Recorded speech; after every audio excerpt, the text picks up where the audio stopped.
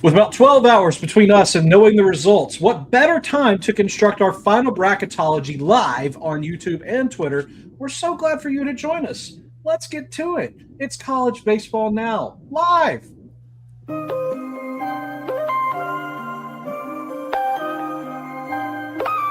Yeah, ain't no problems, ain't no problems, that won't problem with me, no. Yeah. Let me talk to the chat. They know I was gone for a minute, had to BRB. Had to grab a couple wins, what I DID. They sleeping on the kid, I had to do it BIG. I can never be average, and they want a problem with the boy, they don't want no static. I don't need your cosign running with God. Wanna test that, tell them what's happening. Took control, run the game. Best believe I'm shining dog. Counting in my wins, yeah, I love it when they count me out. Off the leash, of the chain, boy, I been the dog. Best believe I run the game, you know I'm in control of y'all. It's like magic, believe I want that static. Yeah, it's like magic, believe I want that static.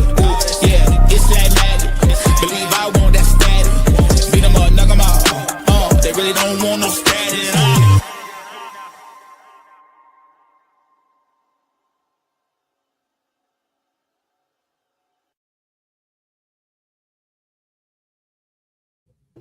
Folks, we are live and we're happy to be here with you on YouTube, on Twitter, across the interwebs, from our homes to yours to talk about 2026 college baseball playoffs. The Omaha Road is getting paved in gold tomorrow, guys, and what better time than now to put together our final bracketology. Hello, it's me, your friend, your host, your boy, Drew Wheeler, Director of Amateur Scouting at Prospects Live, joined by your friends and mine, starting with the gentleman on the far right, Jake Bargery. Coach, nice hat.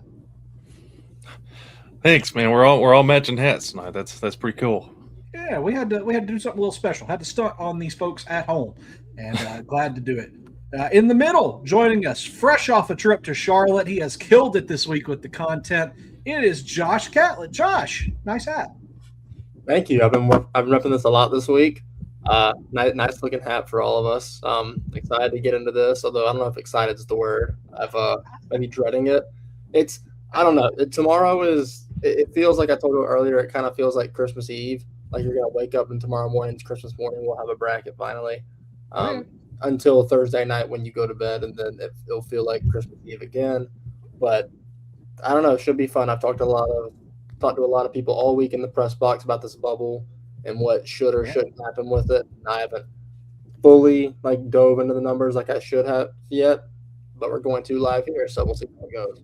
Yeah, we're going to make some opinions live. I know Jake is looking forward to it. I'm looking forward to it. Josh, I'm going to let you walk us through the process as we did last time. I'm going to go ahead and get your screen up and pulled up. We're going to move to this view that I like a lot so you can see a lot of this screen. Shall we, Josh? Get right to it. All right. So I've gone through, and for the first time while you're doing this, we finally have all of the conference champions determined. I have all of them here with their RPIs listed to the side. These are the at-larges that, once again, as we've done this in the past, there is no debate. All these teams are in. We can discuss when we get to them how they compare to others, but there is no world in which we go through any of these resumes and they would get replaced by any of these teams down here. We have, for the first time in forever, shrunk the bubble to only 9 teams competing for 5 spots. There are teams not on here like a Michigan, a Kent State, a High Point, like schools like that you can maybe see floating around like the next 4 out general area, but I don't see a world in which their resumes stack up enough to get in. So these are really going to be your teams fighting for those last 5 spots that we'll discuss. Lots of really interesting resumes here in different orders, pros, cons, whatever. But yeah, we'll get into it shortly. It's going to be fascinating, to say the least. It absolutely will, and this also comes on the heels. I know that just a little bit ago, we did see the announcement. We know the 16 regional sites as well. Something that we don't know, obviously, Jake, is the order of those. We don't know the super arrangements quite yet, but we do know who the 16 hosts are going to be, Jake. And I'm curious, were there any surprises for you? You know, like surprises. I think the only surprise I had, I thought Arkansas was gonna end up getting one. The way they played in the SEC tournament, I definitely was expecting to see their name up there as a host. I mean, maybe in place of like, I don't. I mean, maybe in place of like an Oregon, like a Mississippi State. There was a chance there, but like, I don't know. I thought Arkansas might have played their way into a host. There's an argument for all of them, obviously, but if there was a big shock, I think it was. I think collectively we can kind of say that Arkansas was probably the one that was left out of the hosting bids. That was the most expected to get one. Yeah, I think that's exactly where my brain would have gone as well, Jake, is thinking about Arkansas being out. But then when you even put it to, okay, well then who do we subtract? I think Oregon might have been my guess, but I don't know. I think that Oregon's proven to be an impressive team. We've seen them take UCLA to the limit several times. Yeah, and the fact that they chose Oregon and not Oregon State, they needed another West Coast host out there with UCLA, so I think that potentially played a little bit of a factor as well, and Arkansas just kind of got the short end there a bit. Josh, I know that you have made a lot of friends with Oregon State fans this evening. I'm curious if you have any thoughts on Oregon State maybe not getting the call. As soon as we're done with this, I'm going to find our video from March when I go on my Oregon State not hosting rant, and I'm clipping it and posting it to Twitter. I don't care. I immediately went back into my replies when they were all going at me. I had way too much fun with all that. A couple responded, and they were like, oh, at the time it was, warranted and whatnot, but, whatever. We'll get to that. We'll get to that later in this, but you'll see that on my Twitter. I keep receipts. He keeps a lot of receipts, and we're going to see him cashing those in. Let's go ahead and get to it, though, boys, because, Josh, like you said, some interesting discussion to be had right off the rip. Who is the number one overall national seed? Yeah, this has been set in stone pretty much for a while all year, but all of a sudden we have a debate. Georgia Tech and UCLA both have discussions to be had for either side. And to be fair, I personally – for the record, I do think it will be UCLA that ends up holding it. But Georgia Tech has a very good argument. The committee, I have different thoughts on this that I'll get to later.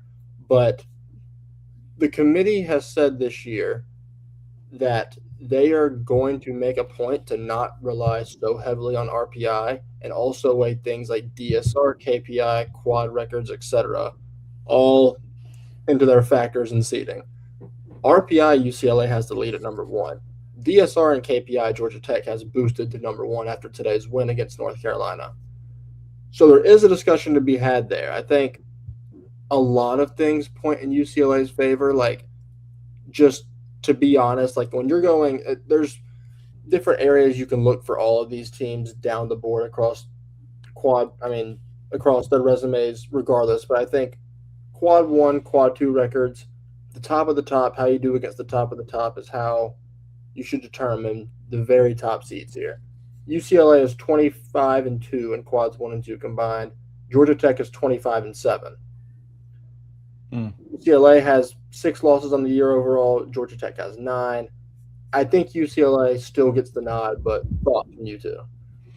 Jake, I do want to go to you for this one. We've got a guest. Our boy Nate Jones has chimed in on Twitter and says, Georgia Tech's number one in his opinion. They showed it against the best of the best when it matters. It's exactly what Josh just finished saying. That record, man, it speaks for itself in some ways, right? It does. Personally, I think I personally side with Josh. I think it is going to be. I think it's going to end up being UCLA, because the resumes are very similar. When you just like look at all the numbers, like I think what stands out to me is the 18-1 road record for UCLA. And also, Georgia Tech has they have that ugly non-conference strength of schedule. The 225 non-conference strength of schedule, I think, is something that isn't big enough outlier number. Obviously, it's not going to knock them off of the second spot. But when we're comparing these two teams, UCLA scheduled better in the non-conference. That's not fully Georgia Tech's fault, but when it's separated by 150 numbers, however many that is, I don't know off the top of my head, but that's a pretty wide margin, and I think that could just end up being the separator. And just the fact that UCLA they've been number one in everything you look at all year long. They haven't really given anybody a reason to take them off that number one spot. Yeah. So we think we're going UCLA 1, Georgia Tech 2, because I think at this point it's like we have to establish this out front too. We are doing what we think the committee will do, not what we would do. And I feel pretty strongly the committee will put UCLA at number 1. I think if we're establishing that, I'm completely on board with UCLA at 1. I would argue Georgia Tech should be 1, but in the interest of following through with what you just said, Josh, I think we're right on the money as y'all said. I agree. I think like if you were to really sit here and break it down, I think Georgia Tech has a very good argument, and I would almost end up siding with them. But I think the committee will put UCLA at number 1. Now, that's fair. I think that's fair. Quickly moving on from that, I don't think there will be any disagreements here. I think Georgia is pretty solidly 3. They're the double SEC champ. They worked their way all the way up to number 7 in the RPI, which we didn't think they would get to. They're 4 in DSR and 7 in KPI 2, which is higher than we thought they would be in those metrics. The strength of schedule and stuff hurts, but winning the SEC by 3 games and being the double champ there's simply no way they get put below any of these other teams, I think. Do y'all agree? I'm with you. I like Georgia at 3. I think that, they've earned it. Like, we had the RPI questions all year long. They're there now. I don't think there's any other questions for it. All right. So from here on out, I think personally there are 3 teams who get 3 spots in some order. I think it is these 3 teams right here I have listed. Would y'all add anybody, or do you think any of these teams should not be in this group? That's who I would say we need to be discussing for the next 3 personally. Okay. Yeah. Mm-hmm. So North Carolina, Auburn, Texas. This could go literally any way, and it wouldn't fully shock me because I'm not saying this is going to happen again. There are obviously 2 – actually, you know what? There are 3 teams here, all 3 that I would make arguments for because Texas is my preseason natty pick, and I've been on them all year. Obviously, my Auburn and North Carolina ties are well documented. Well, by that standard, then, Josh, let me make the argument that Auburn needs to be 4. I think that by every conceivable metric that you yourself just established, and this is honorable for you to not jump right in and say Auburn, 4. But I'll be the one to say it because, again, every conceivable metric. Whether we're talking KPI, Auburn at 3, whether we're talking DSR, Auburn at 5. UNC has the jump on them there, but then RPI, Auburn's at 3 as well. They're the best team by any of those metrics. I think you got to put Auburn at 4. I think UNC right behind them. Jake, I want to hear your input first because I have a couple thoughts in a couple different places, but I want to hear what you have to say first. So I was initially leaning North Carolina at 4. They played their way to the second place finish in in the ACC tournament and the ACC regular season. They have this the Q1 Q2 record is better percentage wise than both Auburn and Texas. They have a better road record, 14-3, compared to Auburn's 10-8 and Texas is 8-8. Auburn's got the number 1 strength of schedule and the number 10 non-con strength of schedule, so that's obviously some loud numbers there. If there's one that can go ahead of Auburn, I think it should be North Carolina. I could be swayed either way, but that's my thoughts on them. And I know that this is where you need to be talking, Josh, but I would agree to Jake's point that I think UNC has. I think it's one of those two. Texas firmly at 6 for me personally. I could argue for Auburn and UNC in my opinion. All right, so personally, I think there's a historical precedent kind of that's been set here for putting Auburn in this spot. And it's solely, I just can't get this idea out of my head. Last year, we were in this exact same spot where it is Auburn 4, North Carolina 5, and everyone going into the selection show thought, y'all remember how on the day of the selection show at like an hour beforehand, roughly, they put out the top 4 in the overall seeds. And last year they put out the graphic that was Vanderbilt, Texas, Arkansas, and it was Auburn at 4. And we all thought North Carolina was going to be in that spot, but it ended up being Auburn because they had the RPI advantage and the SEC precedent. And it's these exact 2 teams in the same spot a year later, and I just can't get that concept out of my head. I think Auburn has an advantage in a couple different ways. 17 quad one wins compared to 11. Now, they do have way more quad one losses. So that is another way of looking at it if you wanted to break it down that way. Not a single quad three or quad four loss, not a single bad loss along the rest of the way. Like you said, they're across the board, their metrics go 3, 5, and 3. Compared to North Carolina is 4, 3, and 4. So I guess Carolina has a leg up there. Texas would be 5, 6, and 5. So I think Texas is pretty solidly 6. I think, look, you're going to hear me say this a couple times probably, and as much as it sucks to say, it is objectively true. There's going to be a little SEC here. That's just how it is. It tends to work out that way. And if there's this much of a debate, the team with also something very important we haven't mentioned yet. Auburn has the number 1 strength of schedule in the entire country for the second year in a row, which was a part of that precedent that was set last year and why Auburn got that number 4 spot. So I think it could very well go either way. Both ways would make sense, but I think we're looking at a second year in a row where Auburn's number 4 and North Carolina's number 5. I'll say this. If I'm not mistaken, the only thing I would point out, I think Jake did agree with you a second ago that said Auburn's strength of schedule being number 1 is a tip in their favor. I'll say this as well. You said a minute ago, Auburn has so many more quad 1 losses than UNC, and that's so true. But I think that it's important to note that Auburn has more Q1 wins than UNC has Q1 opportunities. UNC had 16 Q1 opportunities, and they lost 5 of them. Auburn, sure, they lost 18 Q1 games, but hell, they won more than UNC had the opportunity to win. I think if you put another 19 quad 1 games at UNC, what are we looking at then?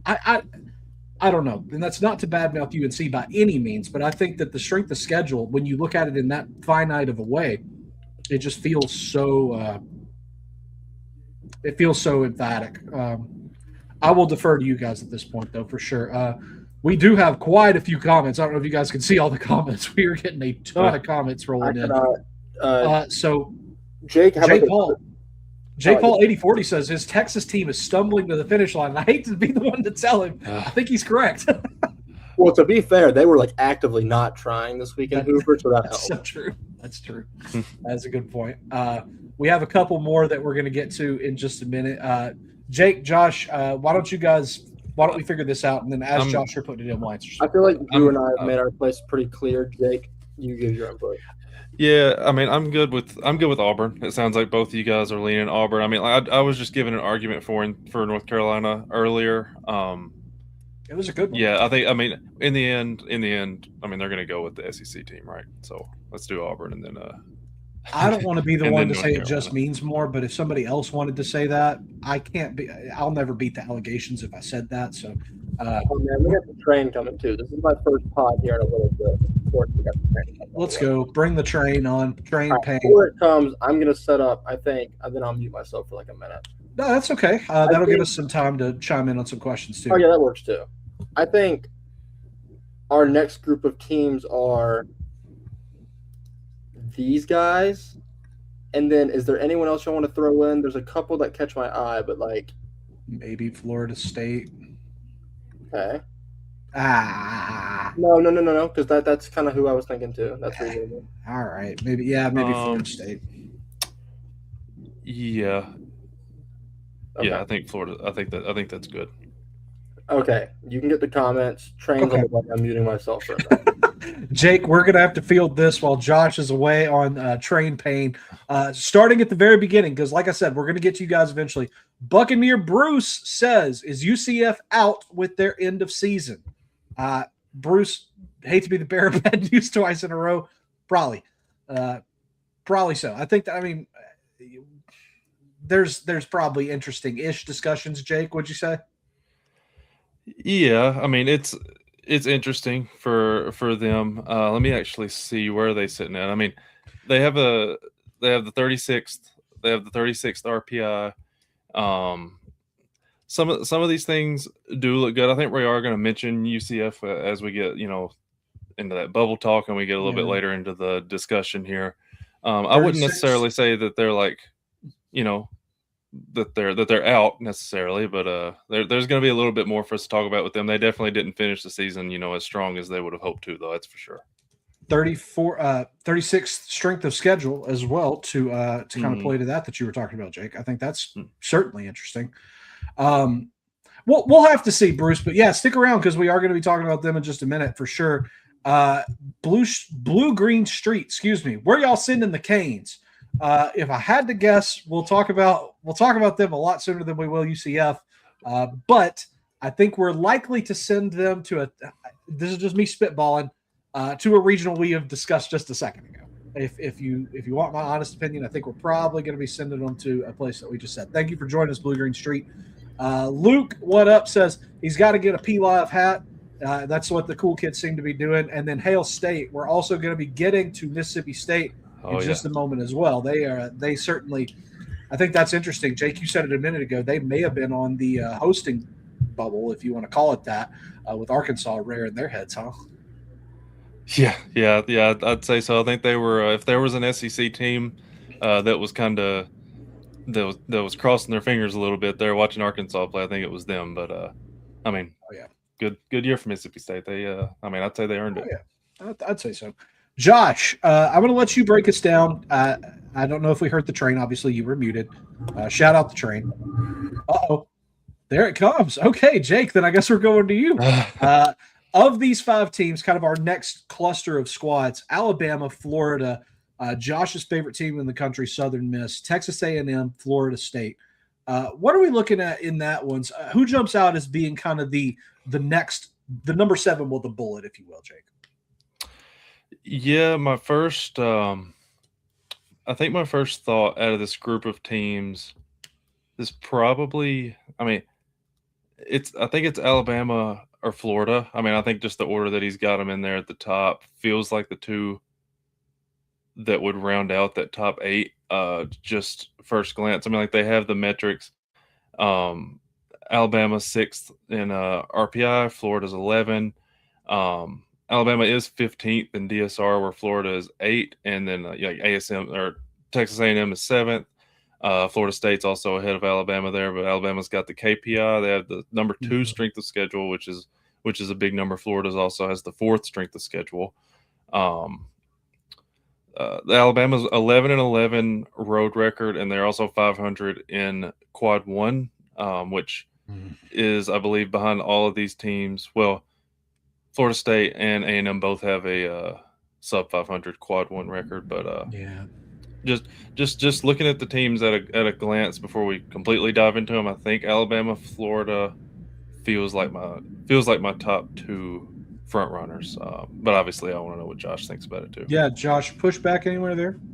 No, I think there's a tier of 3 here. I think it's, as I have it on that list, I think it's Bama, Florida, Southern Miss. I bring up the Southern Miss proposal. There's a lot of helium for them to get that number 8 national seed, having swept the conference tournament and regular season of the Sun Belt. They got pretty good looking metrics.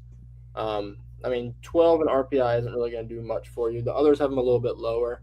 And the only other thing that would kind of give me pushback is we're trying to go historical precedent here.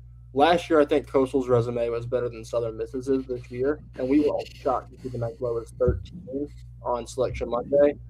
So I think they would be fitting in like a 9 spot. I think Bama, Florida here is probably your 2 teams, and you can compare the resumes head-to-head all you want. Bama swept Florida. It's as simple as that. Yeah. And I think they had the leg up in a lot of other areas too. I think RPI has Bama with a 5-spot advantage. DSR has Florida with the 7-spot advantage, and KPI has Florida with a 2-spot advantage. Florida has Bama in the Quad 1 record and strength of schedule.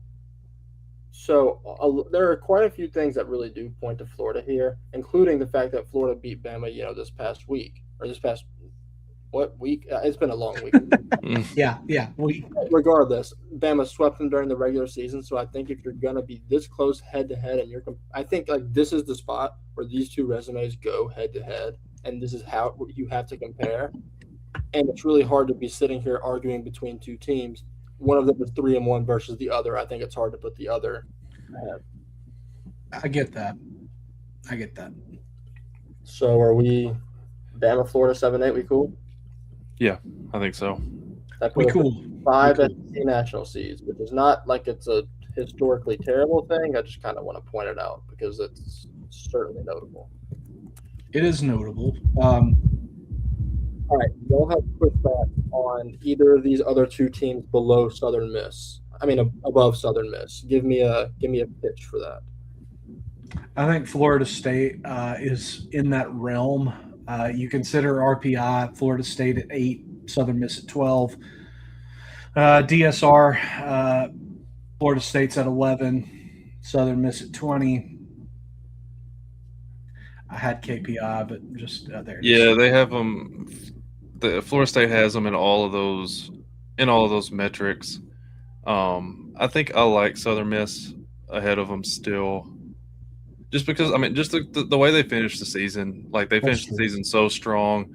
They ended up obviously winning the Sun Belt regular season and tournament. I think they have a better road record.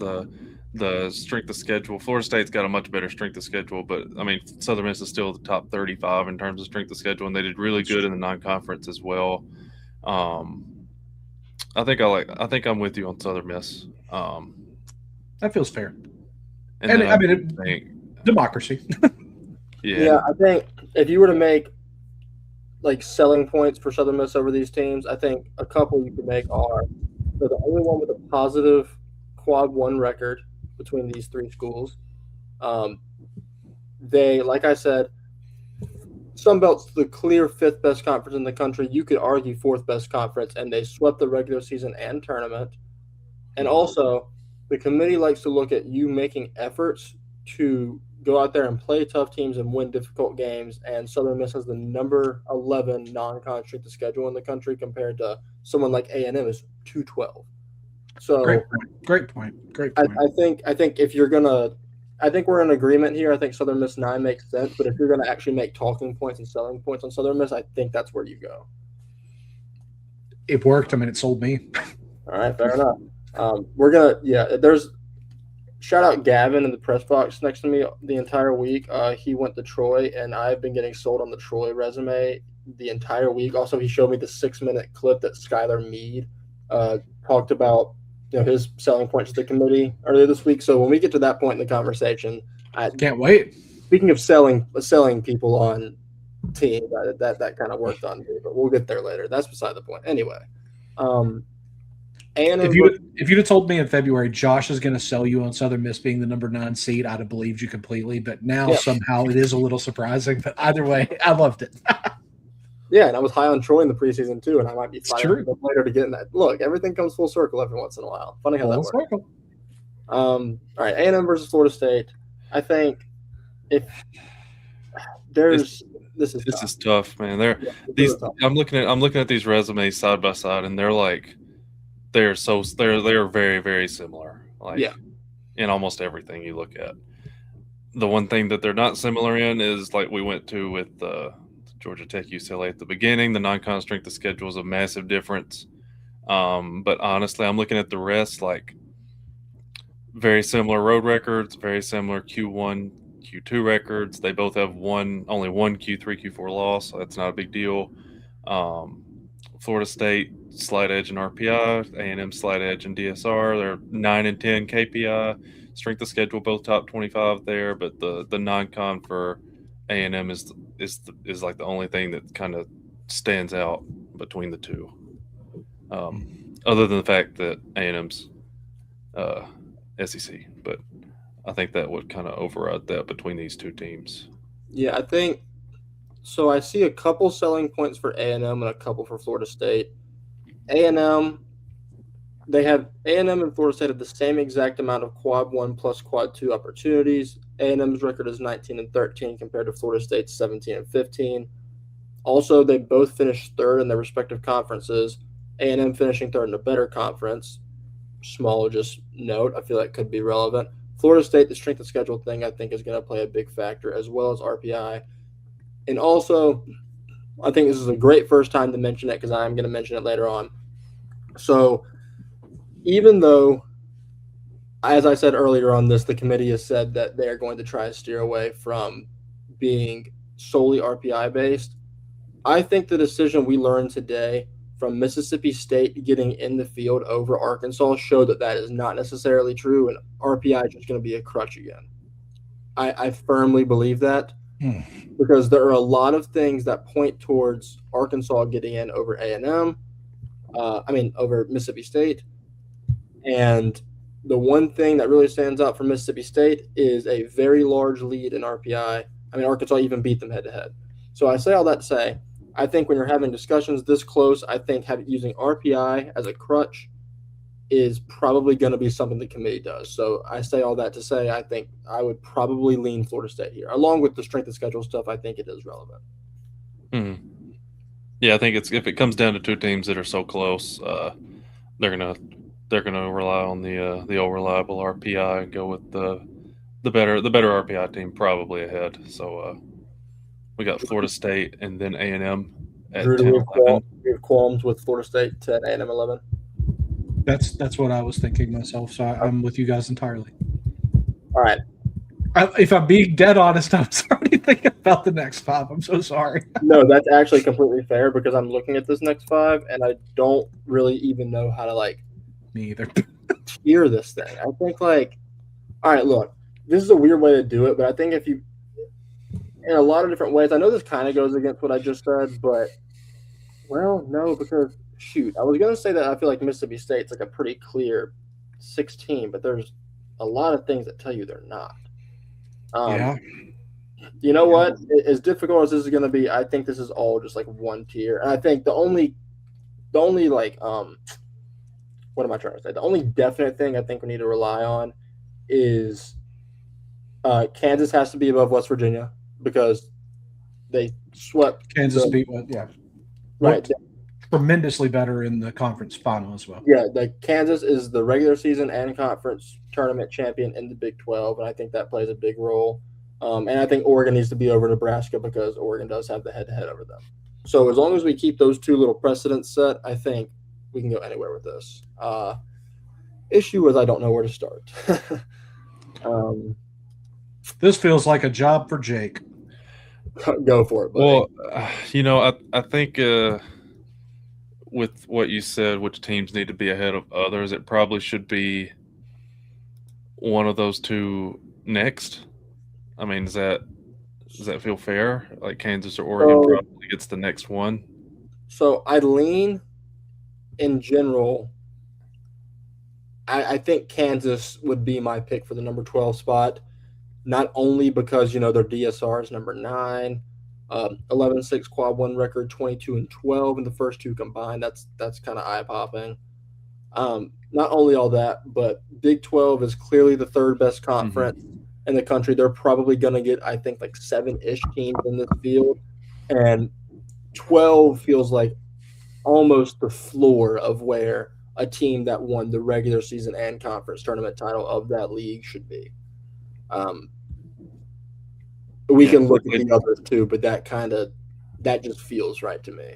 Yeah, they played too well in conference play, and I mean, you just said it. They finished first in both.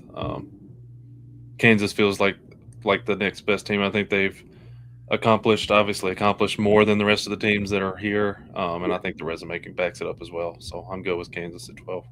Drew, if Drew is also. All right. Yeah. Mr. Right. So I guess 12 Truth or Drew agrees with us. Based on the way we talked here, I think for the number 13 spot could be either Oregon, West Virginia, or Mississippi State.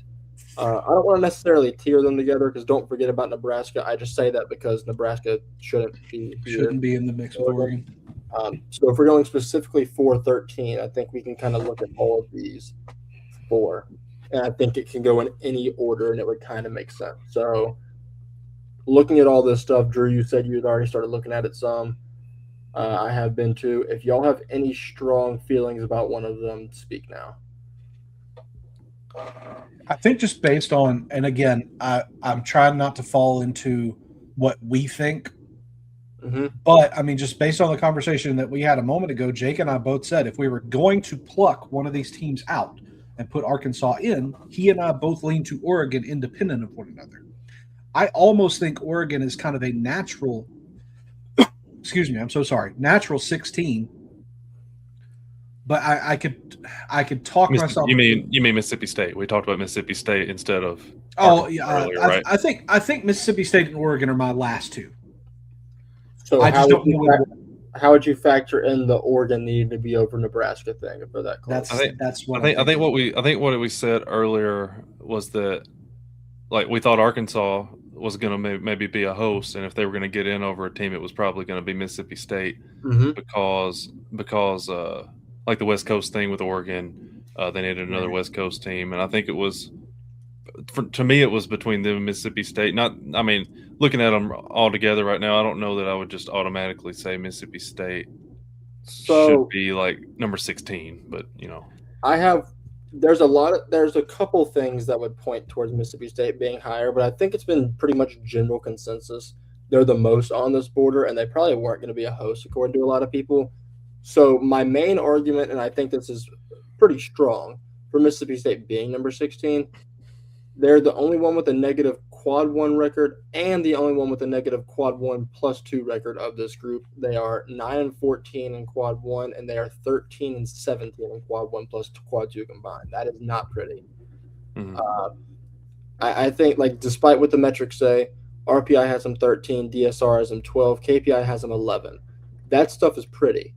But I think if you're purely basing it on, the stuff that we have quantifiable evidence of what this means and how we get to this point, I think it's kind of pointing against Mississippi State, and there's a reason why we all saw them this low in the first place.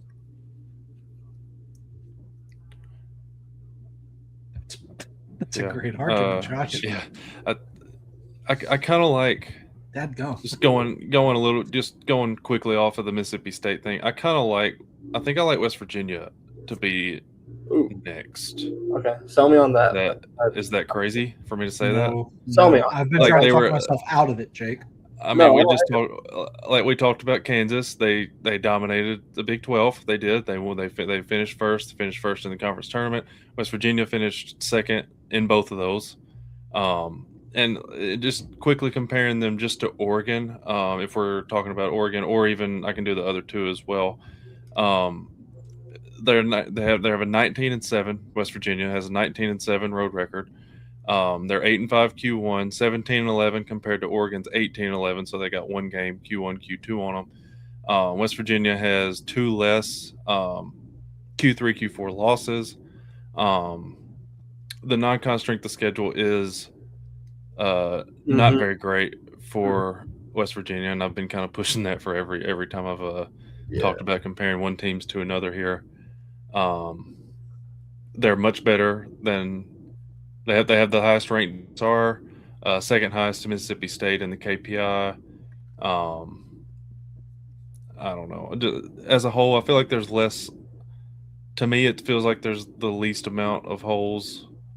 Just at a glance for West Virginia, the non-con strength of schedule thing, I'm not a big fan of. But so I mean, you guys can chime in and sell me on a different team here instead of them being next. Can I give you the Oregon argument here? Yeah. Or the anti-West Virginia argument? So you wanted to compare the two.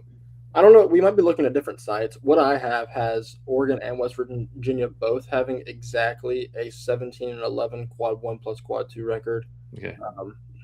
Regardless, it's close enough. That's my point. They are very close in a couple of the they're very close in RPI. West Virginia does have a pretty sizable gap over the other two in DSR and KPI, I will say.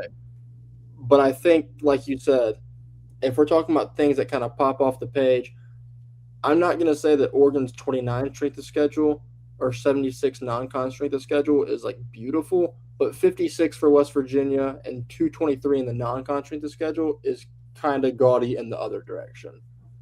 So I agree. I think that the way they dominated a lot of the Big 12 most of this year is impressive. I think at the end of the day, like, it sucks to say, but if we've got a tier of 4 teams here that we feel pretty good about, choosing the one that's last in RPI of this group to be the first in the rankings, I don't know if that would play. So I wouldn't be totally against it. I'm just saying I think there is an argument against it, and that's just kind of where I stand. No, I'm with you.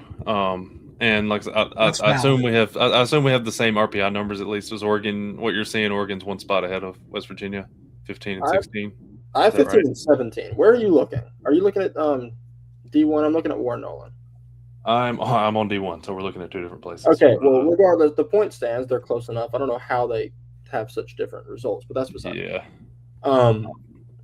I think, man, I also do want to get out here. I think Nebraska is probably my 15 in this situation. I know they are 10 in the RPI, and that kind of goes against what I was saying for some stuff, but they have a 40 strength of schedule, 21 in DSR. I think that's the lowest of any of these teams we talked about in like any of these scenarios for across the metrics. I mean, lost actually, I mean, this week to Oregon again. Personally, all right, look, right now, by all means, tell me how differently y'all feel. But right now, this on the screen right now is how I'm leaning. Oregon, West Virginia, Nebraska, Mississippi State. Give me some arguments against it because I know there are some. Let's really, really quickly, let's just go to some comments. Maybe they'll change your mind, the people at home. Bruce chimes back in. I saw Kansas play in person 6 times this season. Very impressive. I wish I'd had the chance to see Kansas play in person. Certainly, they have been impressive watching them on the screen, though. Jay Paul chimes back in. TBH, I think State beats all of those in a series. Luke chimes in and joins him, says what Jay said. So, all right, look, I can I chime in here? Like, do I fully disagree? Not entirely, no. But we're at a point where if the committee's ranking games, they can't really go based on what they think would happen if they were to play each other, and I think they have to go based on the 55 to 59 game sample that they already have of these teams. And so I don't think that's very strong. Also, I think it might be somewhat difficult to make that argument considering that Mississippi State's 9-14 in quad 1 so far this year. I don't know. I feel relatively strongly about them being 16, but do we have arguments against this? Say it. Speak up. Like I might put Mississippi State above Nebraska. Okay. I don't know. This is just such a weird cluster of teams. I would have fought harder for West Virginia. I'm with Jake, but then you shut down that with the RPI agreement or the argument against with RPI. And I think that again, if we are assuming the committee is going to kind of, what was the phrase you used earlier? Use that as a crutch. Mm-hmm. I think if we're going to almost like in case of emergency, break that glass of RPI. Literally, I think we can't really argue with just going based on RPI when we come to these kinds of quandaries, so to say, right? Yeah. The only thing I feel about that, like how much of a factor are they going to take the, like if they're considering DSR seriously and it's not just RPI, how much are they going to factor the difference that Nebraska has on Mississippi State? Like Mississippi State's 12, Nebraska's at in the 20s. So like if they're 3 spots apart in RPI and 9 or 10 in DSR, is that going to be a big enough sway just because they're higher in RPI to put them ahead of them? Yeah, I mean, you make a good point. I wouldn't hate. So, okay, do we think avoiding the Big Ten Super would be a factor in this? Because there's 3 Big Ten teams probably hosting, and for 2 of them to be conveniently matched in a Super, do we think they would try and go out of their way to avoid that? I think if there's extremely similar resumes, maybe. No, like I'm going to say no, just because if we're thinking that, then I mean, wouldn't we have the same quandary for SEC or ACC? Yeah, but there's so many of them, so it's kind of hard to avoid. That's my only thing. I guess that's fair. All right. I would be fine with. Do you both want to switch these 2? Because I'd be okay with it. I will put my vote down officially to switch State and Nebraska, but I am so these four teams should be clobbed and globbled into one team. I would love that team. No, Jake, I like it. Right, Jake, you break the tie. You have no choice. You are breaking the tie here. I'm not going to be mad. I think this is one of the most compelling arguments that we've had on the show all season long. And I genuinely mean that because these are teams that are like razor thin margins in my brain. So I don't know. It's very close. Nebraska's got an RPI. Mississippi State's got the big DSR. Nebraska has the big non-con strength of schedule. Nebraska has the quad 1 plus quad 2. Yeah. Yes, they do. Mississippi State has 0 Q3, Q4 losses. To Nebraska's only 2, but that is 2 bad losses. We can switch them. I think. Okay. Again, SEC. Maybe if they're close, SEC just gets it over Big Ten. I don't know. All right. So we have our regional host in order: UCLA, Georgia Tech, Georgia, Auburn, Texas, Bama, Florida. Those are your national states. You have Southern Miss State, A&M, Kansas, Oregon, West Virginia, Mississippi State. All right. So for the 2 seeds, this is where we kind of have to start factoring in that they are they're like doing it in the pods of 4 where we rank them in pods of 4 and then sort them based on geography and whatnot. So I think the next 3 teams here very clearly are these 3 that I have highlighted. 4th, y'all can chime in. I know who I think it is, but I would like to hear other input. Good, Jake. I mean, it's just gonna be USC, right? Yes, I mean I think it has to be USC. Top 10 RPI alone. If they're not getting a host, they probably need to be one of these first. They need to be one of these first 2 seeds. Right. The RPI is such an outlier, I think. Definitely. So conveniently, I don't think. Well, I guess the order does it matters here for sure. I'm trying to look at USC cannot go to Nebraska or USC. So just remember that, I guess. Oregon State, Arkansas and Ole Miss can't go to Mississippi State. We'll cross that road when we get there, I guess. We all felt like, how about this? We all felt like Arkansas should have been a host, correct? I love where you're going with this. All right, Arkansas, yeah, they're 17, right? I think that's fair. That it's not hard to draw those lines. All right, so I think Oregon State, Ole Miss, USC is the next debate, and we can be kind of roughly quick with this because it doesn't matter as much, but I think it's relevant to look at. USC has a gaudy RPI advantage over the rest of them, but they are down at 23 in DSR compared to 13 and 19 for the other 2, and they are all the way down at 25 in KPI compared to 14 and 20 for the other 2. Some metrics there. Non-conference strength of schedule is roughly the same for all of them. Nothing really stands out, but Ole Miss is a number 4 strength of schedule overall. Oregon State down at 62. That hurts a lot. The number one thing with Oregon that I've been preaching it for ever at this point is they have a 2-3 quad 1 record. They have only played 5 quad 1 games all year. Now, do we think that holds as much weight as the fact that USC has had 12 quad 1 opportunities and won only 1 of them? Which of those things do we think is way worse? This is where we're going to see.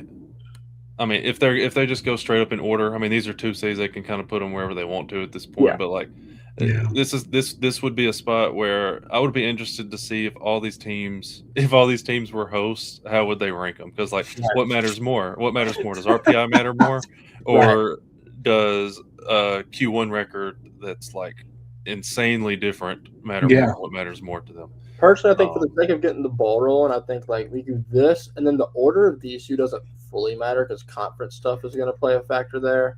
For the record, I actually don't know which of Oregon State or USC I would put higher, if we're being honest. Didn't they play head to head? Hold on. I think they did, and I'm pretty sure they beat them, right? I think so. They like killed them, didn't they? It was in a midweek in like March. Let me find it. Well, if they played, then Oregon State would have won because USC only has one. Yeah, they only have one Q1 win. Yeah, Oregon State won 12-4 in March. I remember that. So in that case, you got it. So if we were going, obviously it's going to have to flip because of conferences. But if we were going just based on seed, it would be that. This. Now, this can't happen. And all right, I'm trying to think of it. I think you shuffle everybody down one, USC at 15, and go from there. Yeah, so I think we would have to go here. It's a good mix of geography and like kind of like order of seating. Oregon State at Eugene, insanity. Right. Ole Miss can't be there. USC can't be there. Oregon State keeps them out there. I mean, I feel like everyone's going to be predicting the Oregon State regional. I feel like it could be almost too good to be true, but it makes sense. So are we good with this grouping? Arkansas goes back to Nebraska, a little Southwest Conference battle from back in the day. Mm-hmm. I think I like that. Right. All right. Next group. Oof. This is rough. Cincy for sure. Yep. I think you can make the argument for, looking at my screen here, knowing what I already kind of know about these resumes, I think. Let me fact check myself before I say something. Yeah, okay. Wait, probably. I think all four of these teams, we're going to cut one, but I think these 5 teams could fight for the next pot of 4. Thoughts? I'm looking at everything now. What argument, if you're looking at a next pot of 4, I'm gonna need someone to tell me why Coastal. I agree. I need the conversation on Coastal. Okay. While I'm pulling it up right now. I could figure it out, but I just want to. What I remember from the resume might not have been as good as it actually is, but let me go check. Okay. It's a catastrophic lead in non-con strength of schedule. I'll start with that. Yeah, so they are number 1 overall. They have the best non-con strength of schedule in the country. I think that is a big selling point because, like we've said, the committee wants to see you go out there and try and schedule hard, and they've done it. It has ended up better than anybody else's. They also positive quad 1 and quad 2 record at 17 and 14. Can all these teams say the same? Let me see. Tennessee barely can. Oklahoma State can. Cincy can. Theirs is way better. Ooh, Wake Forest cannot. It's still 12 and 16. So here's the thing with Wake. The RPI likes them, right? And the DSR likes them, and KPI likes them, and Josh Catlett likes them, and all that stuff is all these renowned metrics. Right, obviously. So I think there's one big kicker here, and I think it is that quad 1 record. They are 5 and 15 in quad 1. That is, why does Josh Catlett and KPI and RPI and DSR like them so much? That's a question. I'm honestly trying to figure that out in real time. 20 schedule, non-conference RPI is 10, something, I guess. I don't know. 16 and 14 in the ACC, pretty good.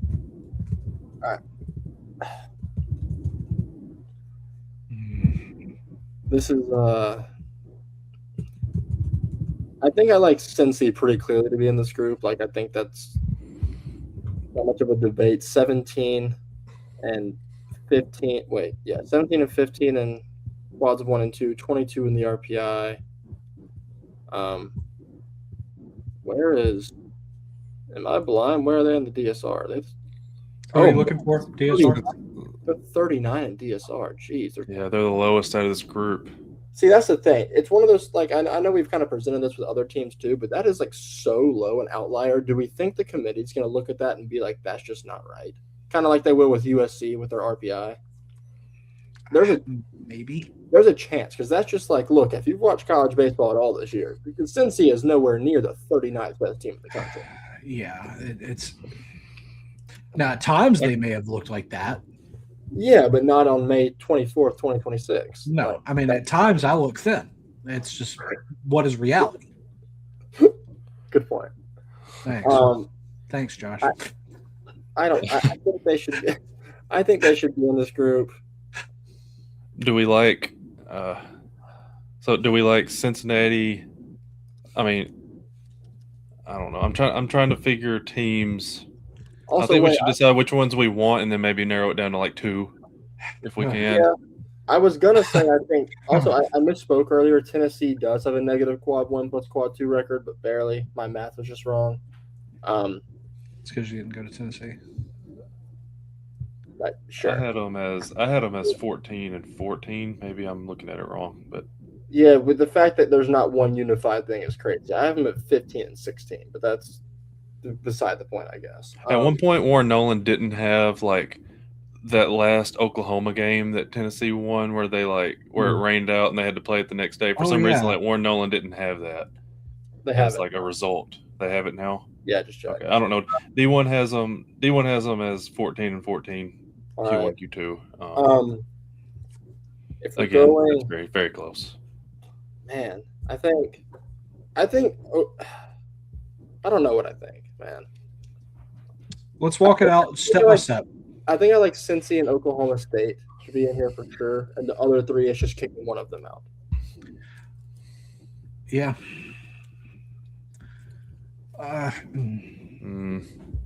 don't know. I almost want to say we need Wake Forest in, but like they have such a bad Q1 record. That's the thing. I love them, but the quad 1 record is just egregious.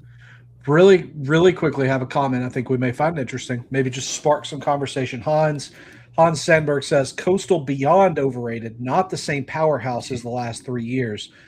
Hans, I agree. I think that just some of these numbers, and specifically, we talked about it, non-con strength of schedule, number 1 is so hard to ignore.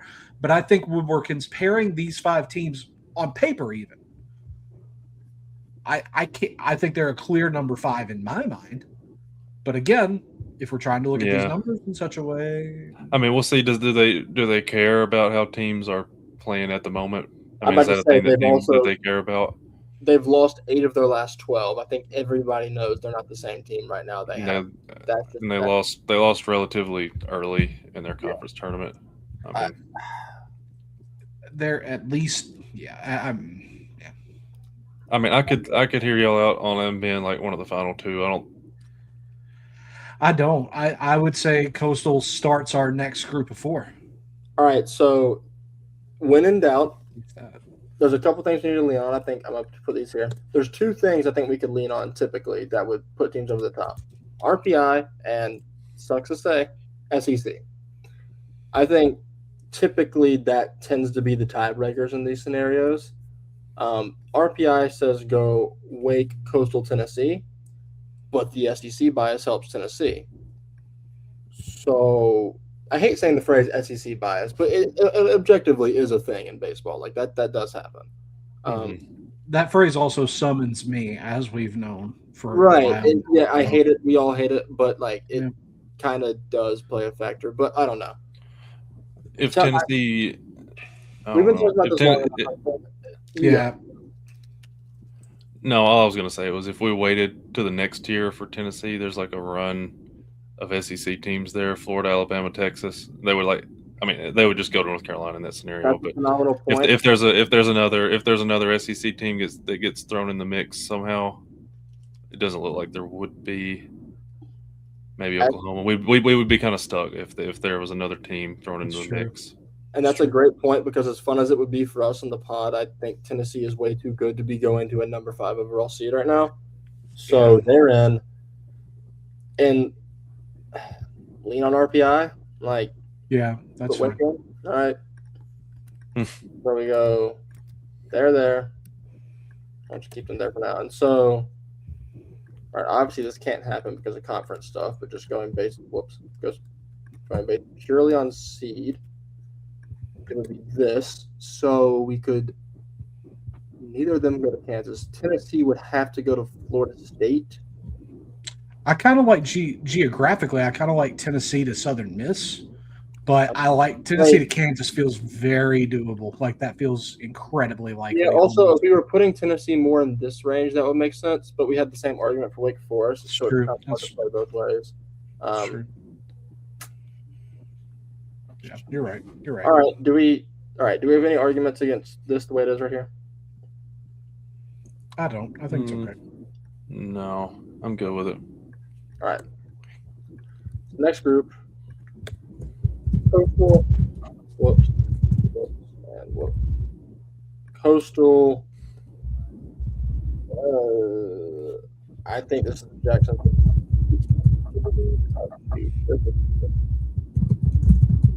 Josh, while you're working on that, I'm going to field another question for Jake. Thoughts on Kansas? Weaker pitching staff, but top 5 high-powered offense. How deep can Kansas go? And Jake, I think the easy answer, as unfortunate as it is man, as far as that offense will take them. Yeah, I agree. I mean, they hit their way to a Big 12 championship. I mean, they out-hit, they outplayed West Virginia in that championship game altogether, but they especially really hit the ball well. And, I mean, we've seen teams hit their way very, very far. Even this year, we've seen other teams that's been able to slug their way very far, like Georgia Tech even. We talked about how good that offense is, and look how good they're playing. So, I mean, if the offense stays hot, I guess they don't have to get hot. They've been hot all year, really. But, if they get hot for a 3-game stretch and whoever ends up at their regional, I mean, I think that they could take them as far as they want to. I think so. All right, so I think at the point, I think Jacksonville State's definitively here, based on what a lot of the metrics are telling you where they place compared to the rest of them.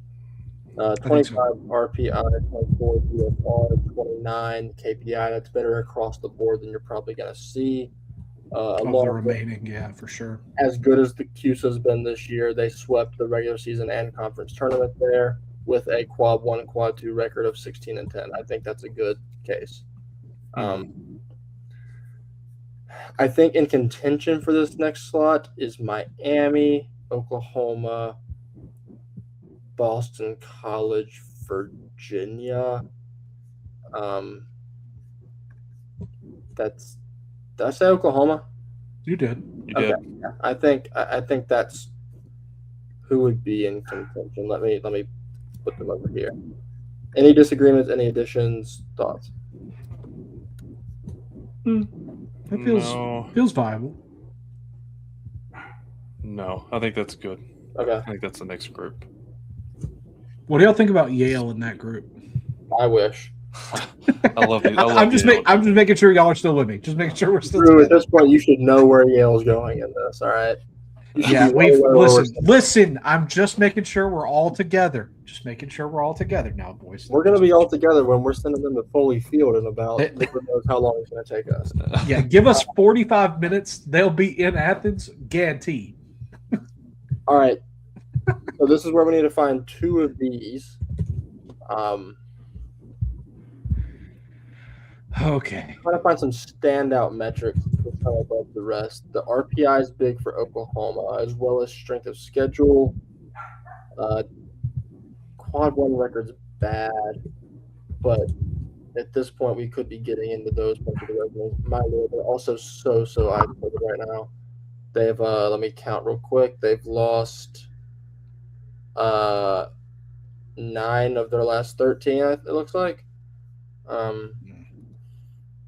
Just ice cold down the stretch. It's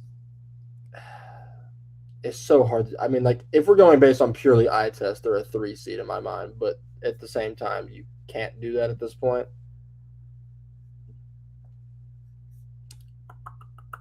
I would say,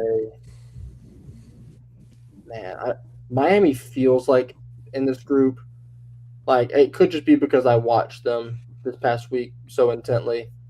And I do love that offense and Rob Evans. Yeah. But nothing really jumps off the page for Miami here. Let's see if DSR is at 26. That's the highest of the group. Okay. KPI has them at 24, highest of the group sides. You guessed it, Oklahoma at 21. Jack State's DSR, I believe, is higher. Right? They have 24 Yeah. DSR, right? All right, looking at a lot of these things, I think it actually, now that I say it out loud, I think it might be pretty cut and dry. Well, no, Virginia hasn't. I think Boston College is the bottom of this group. I think that's pretty cut and dry. Yeah, unfortunately, I think they are too. I would go Miami, Oklahoma. I think Miami for sure. Oklahoma probably, but Virginia has a better argument than I thought at one point. Their strength schedule 16, which is pretty good compared to Oklahoma 6. Not as good. Better quad 1 and quad 2 record than Oklahoma. Road record favors Oklahoma, but they both suck.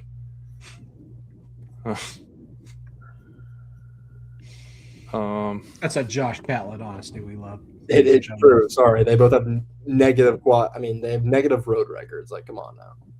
They're both playing like 3 seeds. It's ridiculous.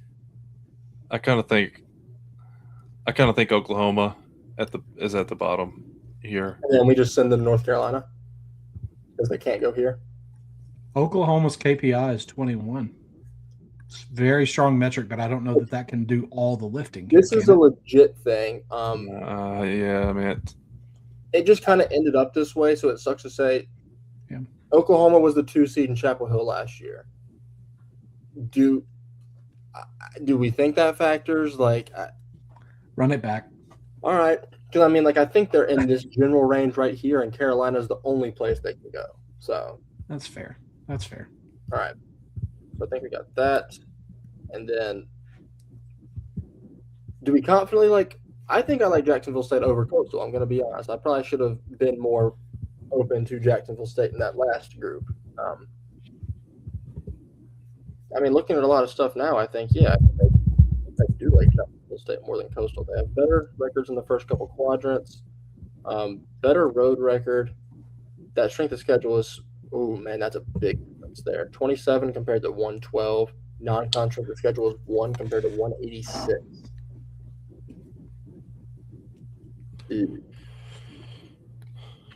Yeah, I think. Oh, wait, actually, I have another selling point, too.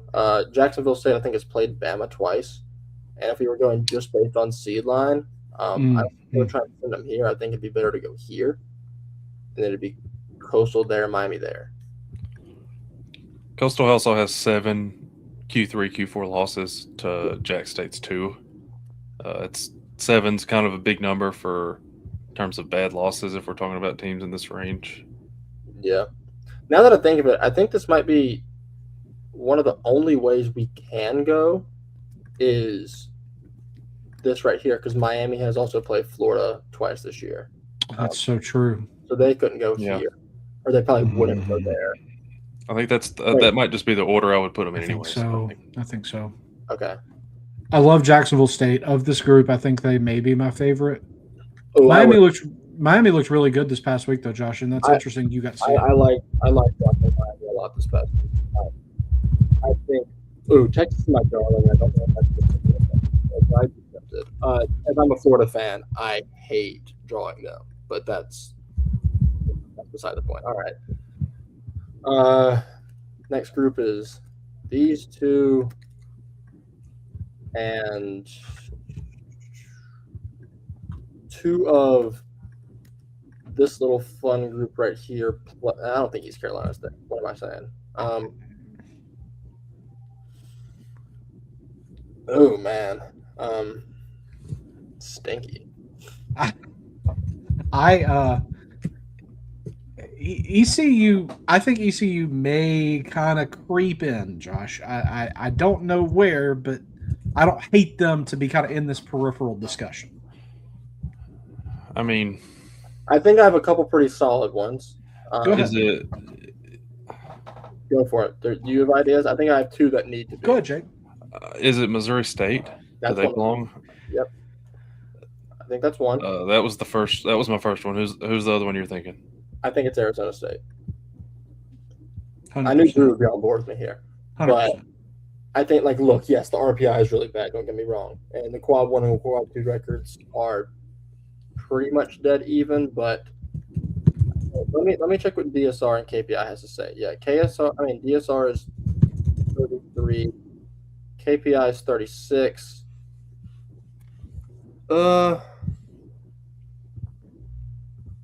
Gosh, Louisiana has a way better argument than I thought. They have a very. I'm trying to compile numbers, like I said, for us, and they have a great argument. I think I might have talked myself out of something. Let me look at a couple things real quick. Oh, I think this might be Louisiana. All right, hear me out here. 38 strength schedule. 18 and 15 quad 1 and quad 2 combined. 18 quad 1, quad 2 combined. Pretty good. Worked themselves up to 33 in the RPI compared to Arizona State down at 44. They're 28 in the KPI. Also, if you're going to take this into account, red hot, like scorching red hot. Liberty doesn't have a bad case either. I was just looking at theirs. Yeah, I need some other people to talk. Help me out here. Jake, jump in. Well, I'm also just kind of bouncing around looking at all the different ratings, but I'm starting to also, like you just said, I kind of like what Liberty has. 19-6 on the roads, really good for Liberty. They have 17 Q1, Q2 wins, less losses out of the Liberty, Louisiana, Boston College, even same amount of Q3, Q4 losses as Arizona State as well. I almost think they belong in this group. That would be not the funnest 2 seed either. That's true. That's a little bit of a sneaky kind of a bummer, honestly. I think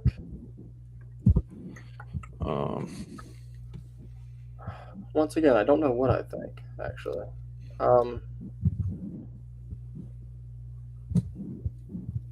I think I've gotten myself between Liberty and Louisiana.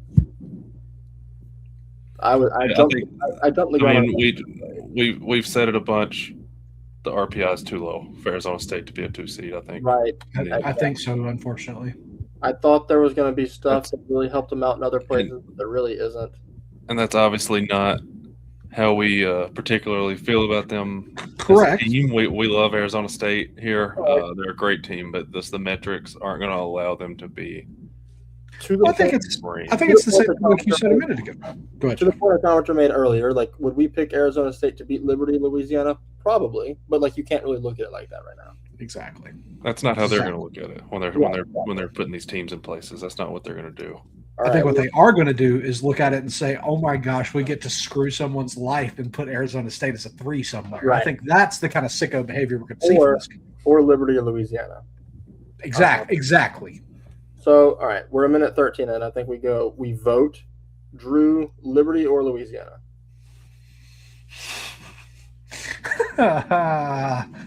Liberty. Okay.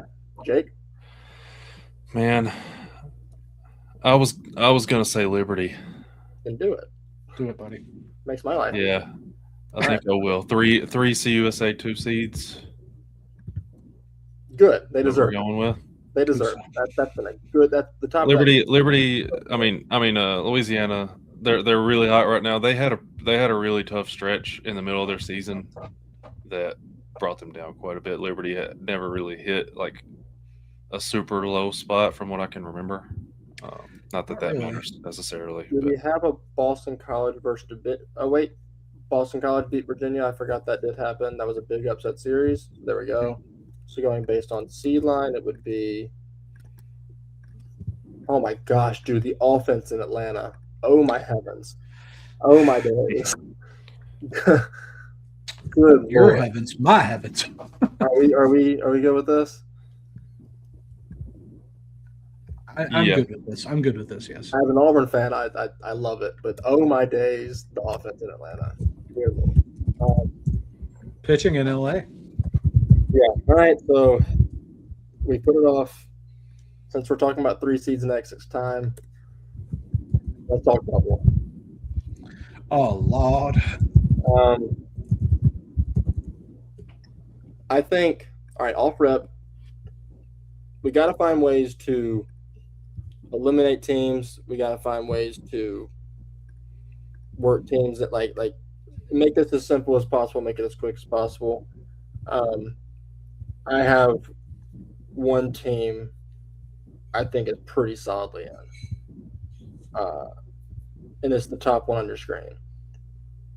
I think Virginia Tech, the DSR is 25. They have the number 14 strength of schedule. Their road record is better than, I want to say, everybody else in this range, unless I'm skipping over someone that I'm missing. I think they're pretty solidly in. Also, ACC team with, well, actually, I can't say that right now. I take back what I was about to say. Do we have anything against that? I don't think so. I don't think so. Strength of schedule being number at 17. They finished. They did pretty well in the tournament. I think I'm good with them. I think another point, just to the strength of schedule point for VTech that we're talking about, Jake. There's so many P4 schools who have kind of a weaker non-con, but Virginia Tech at 77 is actually really admirable, considering a lot of their cohorts in the bigger conferences is far lower, significantly lower. Yeah.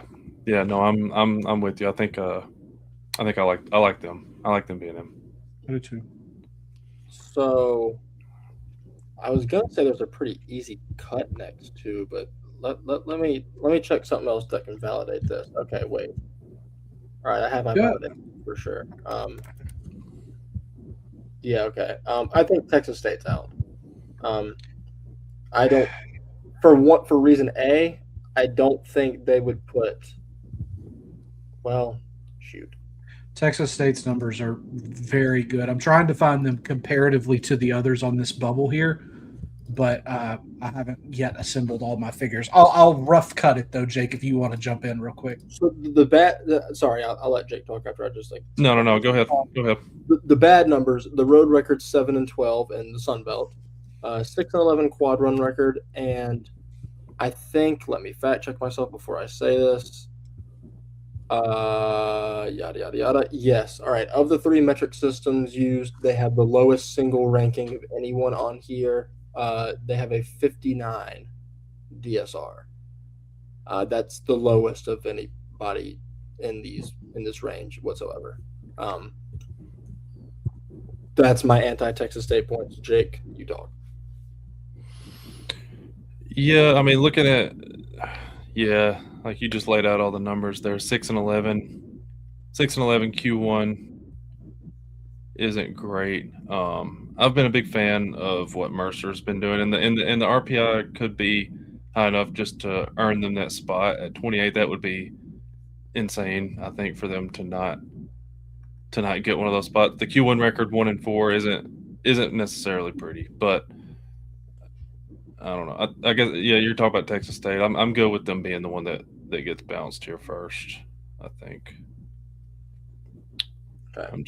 I'm looking at all these things and like my mind's going like everywhere right now looking at all these numbers, but I'm gonna go here for the sake of, we have a perfect number for first 4 out, so that's clutch actually. All right, so I think right here is where it gets fun / not fun. I think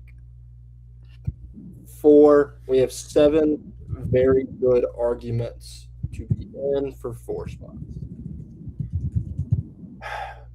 I cannot tell you, we'll talk about this at other times too, but part of why I enjoyed the ACC tournament this past week so much is like the amount of people in the press box were just like, at times we're just talking bubble and like all these different things are being presented. And I kid you not, I've probably heard a strong argument for every team on my screen I'm looking at right now. And I've heard arguments against. So what was the most compelling for anyone for or against? Sell us. Put us there with you, Josh. I'm trying. So I hate to say what's about to come out of my mouth, but it really is true. If I'm trying to put myself in the committee room, the most compelling argument I have heard, I hate this. There's a certain team on this list whose coach has announced they're retiring after 30 years after this tournament. And if the committee knows that they have a chance to put that historic coach in the tournament one last time on the bubble, I think they would be in rather than out. And I hate that. But I really do think that is the most compelling argument for anybody here. I hate that, but the narrative is so there. It's true, and that's what sucks. It's because we all know it's true. Like, it's strategic. Like, shout out to Elliot Abel. It was strategic to announce his impending retirement when he did. It's true. Like, it really is. And I'm not saying we should auto put them in right now, but if we're going, I think the two best arguments, just like single things I have heard, are that for NC State, and Troy has the number 8 strength of schedule in the entire country with the number 3 non-conference strength of schedule in the country. I think those are the best two arguments I've heard. Or also Mercer's RPI is 28. So there's that. And there's, if we're talking historical precedent, I want to say I think there's never been a team inside the top 31 of RPI that's left out. I'm pretty sure that's the stat I heard. It's either never or there hasn't been one in fill in the blank number of years. It's been a long time. 4 million years. Yes. So there's 3 arguments for you. Arguments against. Pitt has 20 ACC losses. Kentucky has only won 2 series in conference play the entire year, while playing the easiest SEC schedule by metrics. These are just off the top of my head. Anyone else talk? Anyone else go? I think just someone else take this pressure off. Somebody else. I think Mercer has to get one. Of these last 4. The 28th RPI alone is going to have to get them one of these spots. They can't. I don't think we can say that they're going to rely on RPI so much earlier in this and say that Mercer wouldn't get one of these spots, being where they rank in that metric. Historical precedent says that you are 28 in the RPI, you are going to get in. Now, is their DSR down at 44? Yeah, but wait a minute. Where's their KPI? Their KPI, I think, is 50. 50, yeah. Is it like? It's also the lowest out of all these bubble teams. Exactly. Like, is that gaudy? Yes, but like, when in doubt, RPI. And there's also like, it's been a thing for so long. And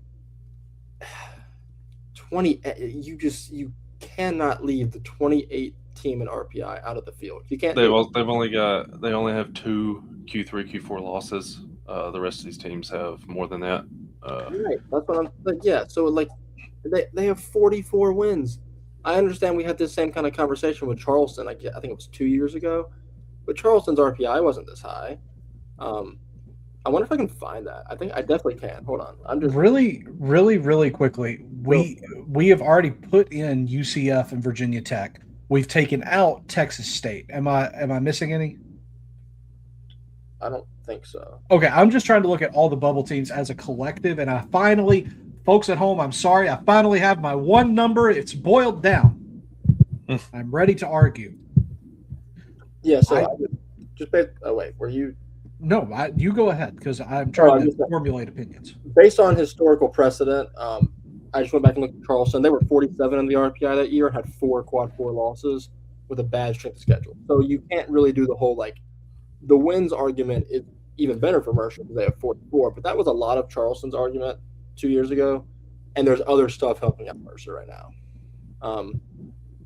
I agree. I think Mercer has to be in. I'm not saying necessarily the number 1 of this group, but they have to be in. I think they get one of those spots. All right. So again, just for reference at home, we've already put in UCF and Virginia Tech. We need another 4. of the numbers that I've seen, and now this is whatever, y'all take this with a grain of salt. Mercer has the fourth best single digit number that I've had this boiled down to.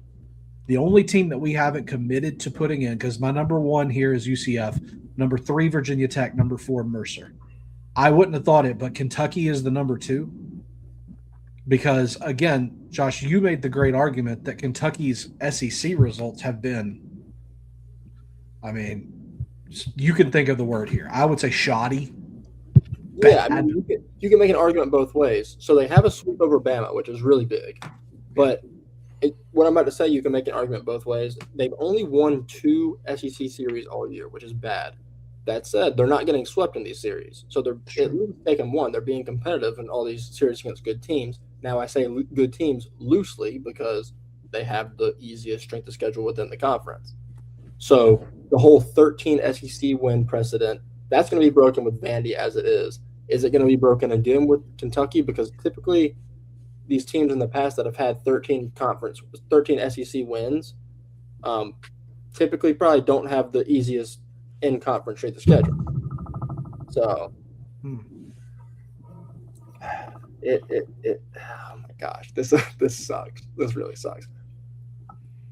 I'm going to be honest, like, we talked about it, and I haven't put them over there yet. I really do think NC State is in for a non-metric reason, and it sucks.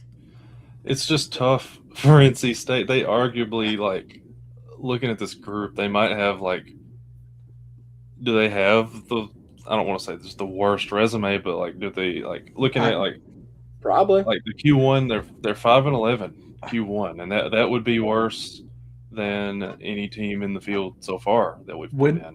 When we bake in, and now again, when I bake in non-con strength of schedule into this number that I'm looking at now, NC State and Pitt are going to be our last 2. Mm-hmm. At least in that, right, in that metric specifically. But sorry, you go. No, that's okay. I was going to say NC State and Pitt are also the 1 and 2 on my first 4 out. That said, again, I like those 2 teams better. I particularly like NC State for the narrative, but I like Pitt better than the 2 teams above. Well, at least one of the teams above them. So I don't know. For the people at home, and by the people at home, I also mean me. Can we get some insight for what this number is and like how you put this together? Yeah, sure. So essentially, we're all talking about comparing these numbers: RPI, non-conference strength of schedule, DSR, KPI, all these different numbers. I've tried to put them all on one sheet and then aggregate it into a boiled down one number to see. Are you giving the strength of schedule the same weight as like the metrics?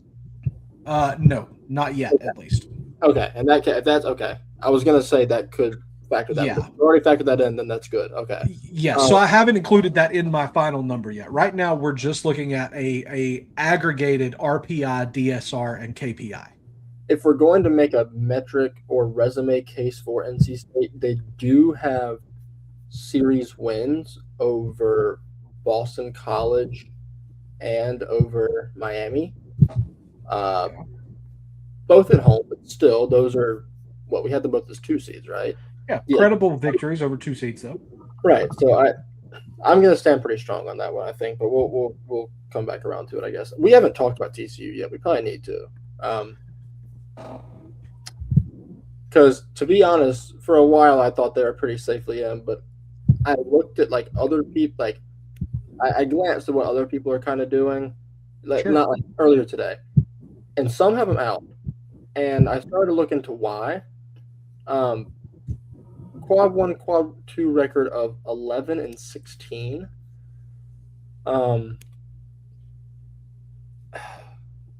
That's not great. 46 RPI.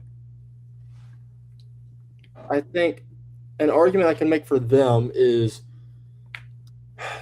the Big 12 is the 3rd best conference in the country, and there's been a pretty clear top 7 teams. You can see it in the standings. You can see it just based on eye test and knowing at all what you're talking about. And they are the last team in that group. And it feels like there's like a cutoff. And I feel like it'd be kind of weird to leave them out, but there's nothing that really stands out on the resume. Like there's nothing you can point to and say, that's really good. They're 8-13 on the road. 58 strength of schedule. Trying to look at good series wins. I'm struggling here. Kansas State on the road, and that's it. Yeah, I just There's no good series. Wait, there we go. Here's a good way of putting this.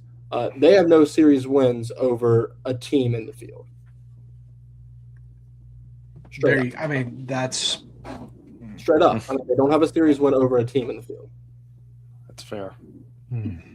So I guess that's an anti-point. A pro, I mean, if we're trying to give both sides this pro TCU point, 34 in DSR.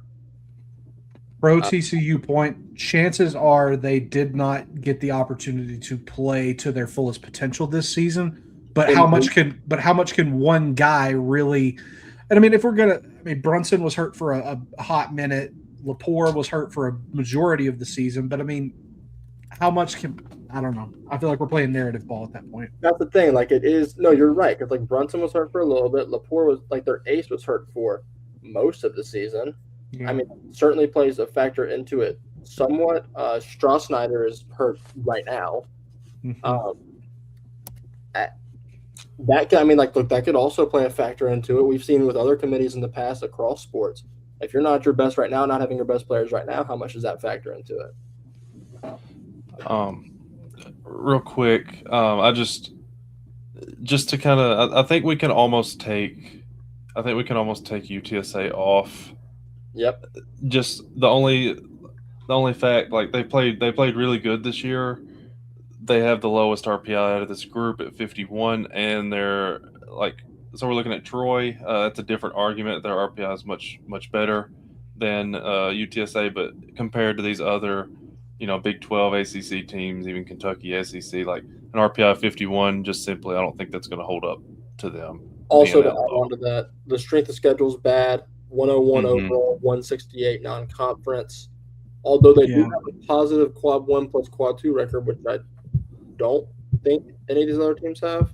No, I don't think so. Wait, no, yeah, I don't think so. So, I mean, that's a point in favor of them. Mm-hmm. Not nearly as many opportunities, which is a hit, but like I think the strength of schedule is pretty significantly lower than anyone else in this group, just at a glance. And speaking of strength of schedule, I will go back. I really do like Troy here. I was just about to say, the more we talk about them, I think we got to get Troy next to Mercer. I mean, they've number 8 overall strength of schedule, number 3 non-conference. They're hot right now. Number 4 in that conference of the year. They have wins over Bama. They beat Southern Miss this past weekend, or like today, actually. Wait, no, sorry, yesterday. They lost today. The strength of schedule is just such a big number. They're 35 in RPI. Look,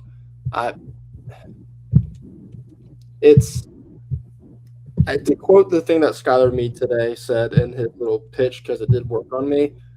They've been in this situation for about 3 years in a row. People told them to get their strength of schedule up the first year. They went out and did it. They're number 8 in the country. People said, all right, get your RPI up. All right, they're number 35 now. It's like everything that they've been needing to do, they're doing. And it's coming together in all the right ways right now, I think. And I think if we're going to go of anything on this entire screen of any of these teams that are left in the field, the one number that stands out the most to me in a positive way is Troy's strength of schedule. Yeah. No, I'm there with you. Yeah. All right. That's 2. Easy enough. I don't know where I stand on number 3, but yeah, I need you to come in with some hot argument like you just did. I mean, like, look, I gave you my NC State argument. It's in bad faith, but it's true. The series ones are my other NC State argument. I think it really helped them. But like, at a certain point, these committee members are human. They are, and who doesn't love a good narrative? Frankly, I mean, that's going to be must-see TV. Yeah, I mean, like, I would need 2 confirmations before putting them in for that reason. But if it was just me doing this, they're in. How much of a factor does Pitt only having 11 regular season ACC wins play? I think a lot. because they played really well in the tournament. Obviously, they brought their RPI up into this range, which they earned that range that they're in. Do they discredit the 11 ACC wins enough to keep them out? Like, I will put it to y'all this way. I have personally been there to hear Mike Bell make his case to the committee 4 separate times this week.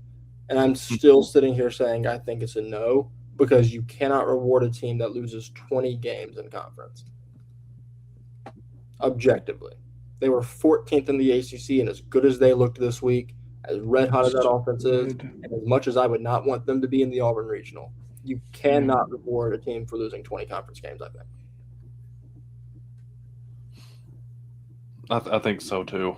Yeah, you're probably right.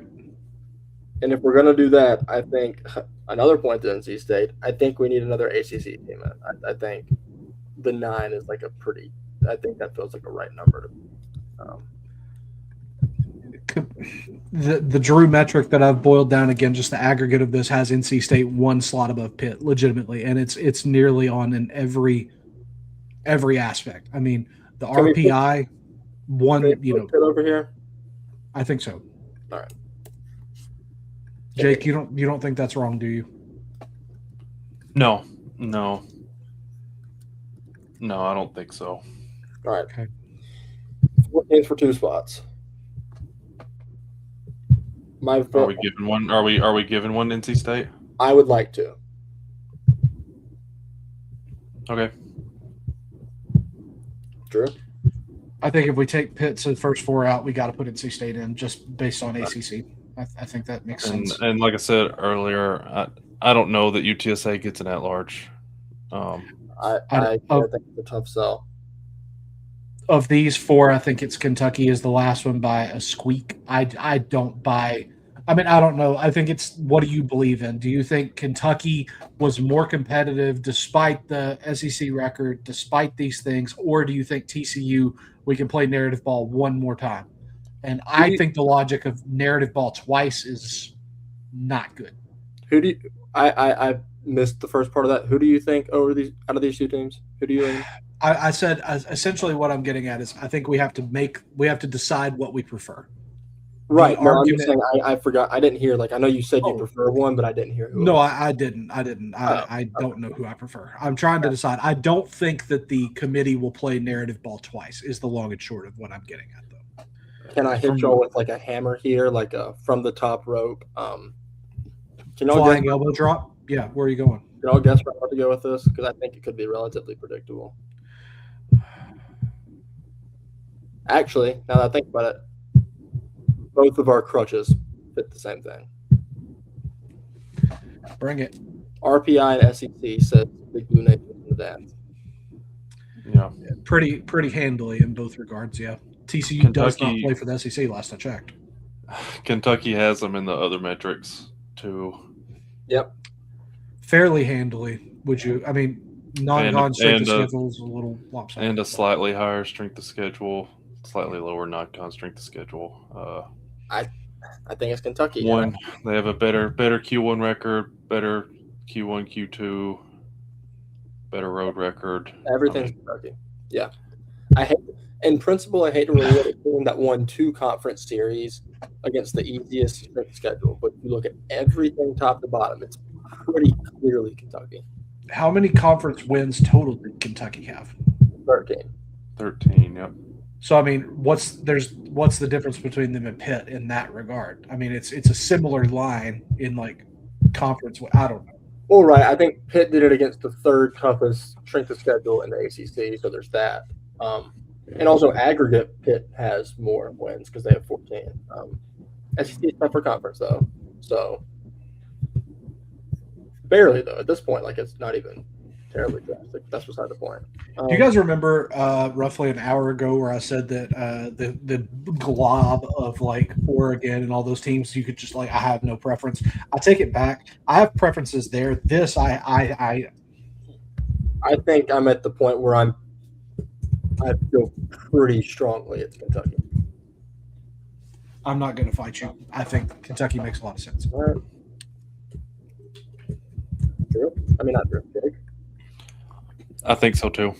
I think they would. I think they would be the one that most likely the one that they would give that spot to. I think we got to give our apologies to the state of Texas for that first 4 out. By the way, yeah, ladies and gentlemen, after a long year of doing plenty of bracketologies, we had 64 teams. I'd like to thank God for getting me through this point.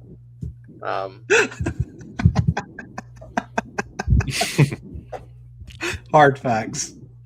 All right, so rest of the seeds. We can try and make this quick, but we kind of need to talk about it a little bit. Those 3 are pretty RPI, lots of different things. Those 3 are 3 seeds for sure. Man. So I think your debate would be, obviously these. RPI says these guys. Some other things I've looked at says these guys. I don't think Upstate or Little Rock will get a 3 seed. Y'all agree? Yeah, I agree. Okay. So we'll do this. All right. So for these 5, do we go just RPI would make this easy, but I think Northeastern. All right. If we're going based on who won the leagues, right? In order. Or sorry, let me rephrase that. Who won the toughest leagues? In order of conference RPI, it would go. Actually, Lamar would be first. Lamar, I've been looking at Lamar's numbers. Not awful here. Let me throw them in there too. Hold on. Also, why did they have the? That's on me. Why do they have the same number? Oh, Lamar's 90. I'll fix that for the sake of just my visual. All right. Anyways, back to what I was saying. If we're going purely based on conference RPI, who won the big conference? It would go Lamar, Cal Poly, Little Rock, ironically enough, and then Upstate. Geez, maybe this is not the way to do it. The Northeastern. Wait, where is St. John's? St. John's is what 10. I'm saying 102 RPI. Yeah, they are. St. John's would be next in the Big East. Is there a league that's bad out of this group that I can just toss a team? That would make my life easier. Northern Illinois. Wait, well, that makes sense though, because the MAC is. Man, why is this tough, dude? They couldn't even make this easy on us. Would it be the OVC? I mean, or do you have Little Rock in this group? Yeah, technically at this point the group is all of these teams. Yeah. Where does that? Actually, a lot of things. It's not all those teams. I think Cal Poly is pretty solidly in, based on conference and their numbers. I think Cal Poly is they're very much in. So it would be. That's not what I was supposed to do there. It would be all of these teams for 3 spots. 3? Yeah, 3. Bruce, real quick, yes, it's looking like UCF is going to be a 3 seed somewhere, my man. Oh, we have had a tonski of comments. My bad, folks. Y'all, you go through that while I'm trying to figure out if there's a better way to do this. I'm also Blue-green streak. BC playing horrible. Ain't going to fight you on that. Miami went 2-2 against BC. You're making your own points. I love it. Hans jumping back in said Arizona State or sleepers could end up as a high-quality 3-4. Yeah, you read our mind with Cole Carlone on the bump for sure there, dude. VT pitching is embarrassing, struggles badly against top 25 teams. Interesting stuff there. There was an interesting discussion that we saw earlier that I'm just now catching. Luke at home said, is it weird to say I'd almost rather have UCLA in a series over Georgia Tech? Would Georgia Tech be scarier in a series for Mississippi State? I'm curious y'all's thoughts on that just while we're talking. Sorry, I was trying to break this down. Say it again. No problem. I'll let Jake lead in as you're breaking that down. Jake, Luke said at home, is it weird to say I'd almost rather have UCLA in a series over Georgia Tech? Is Georgia Tech scarier in a series for Mississippi State?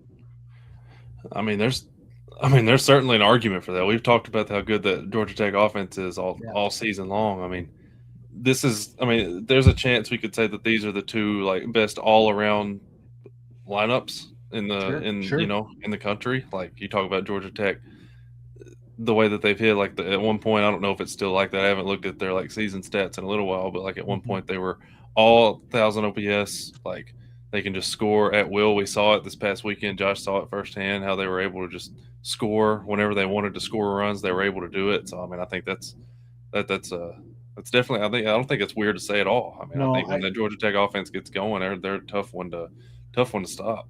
Piggybacking on you there too, Jake. I think that in certain regard, Georgia Tech is scarier because these two teams are not the same ones we saw play in Texas earlier this year. But UCLA is kind of the devil you know, as opposed to Georgia Tech, the devil you don't right now. You don't know what your team looks like against Georgia Tech. If you're Mississippi State, let me rephrase. Yeah, that's true. Yeah. And that's as narrative ball as it gets, but still, whatever. So we have 3 spots. All right, for those of you counting at home, I think Josh has an answer, kind of. I have one definitive answer. I think Lamar is definitely a 3. I do too. Because all of these teams' metrics are really close to each other in a lot of ways, except Lamar's DSR is way higher than everyone else's, and they won the toughest league of these teams that we're talking about. So I think Lamar is like very solidly a 3. Yeah, Jake says he agrees. We're good there. Of this next group, I really can't think of a much better way to do it than just strictly go RPI. And I think considering what we know about the MAC and how we were talking about 2 mid-MAC for a while, and it's going to be neither of those teams, the team who won that league could probably get a 3. That's fair. VCU, we know how, Jake can attest to it. We know how good St. Joe's has been all year, and that's been a tough league. And the fact that VCU came out on top of that, I think it's more impressive that any of these teams besides, I guess Upstate would have an argument for what I'm about to say too. Any of these teams beating a certain team out to win that conference tournament, I think VCU and Northern Illinois are the 2 strongest arguments. Besides Upstate being high points pretty good too. But they're also the 2 highest in RPI. It's cop out.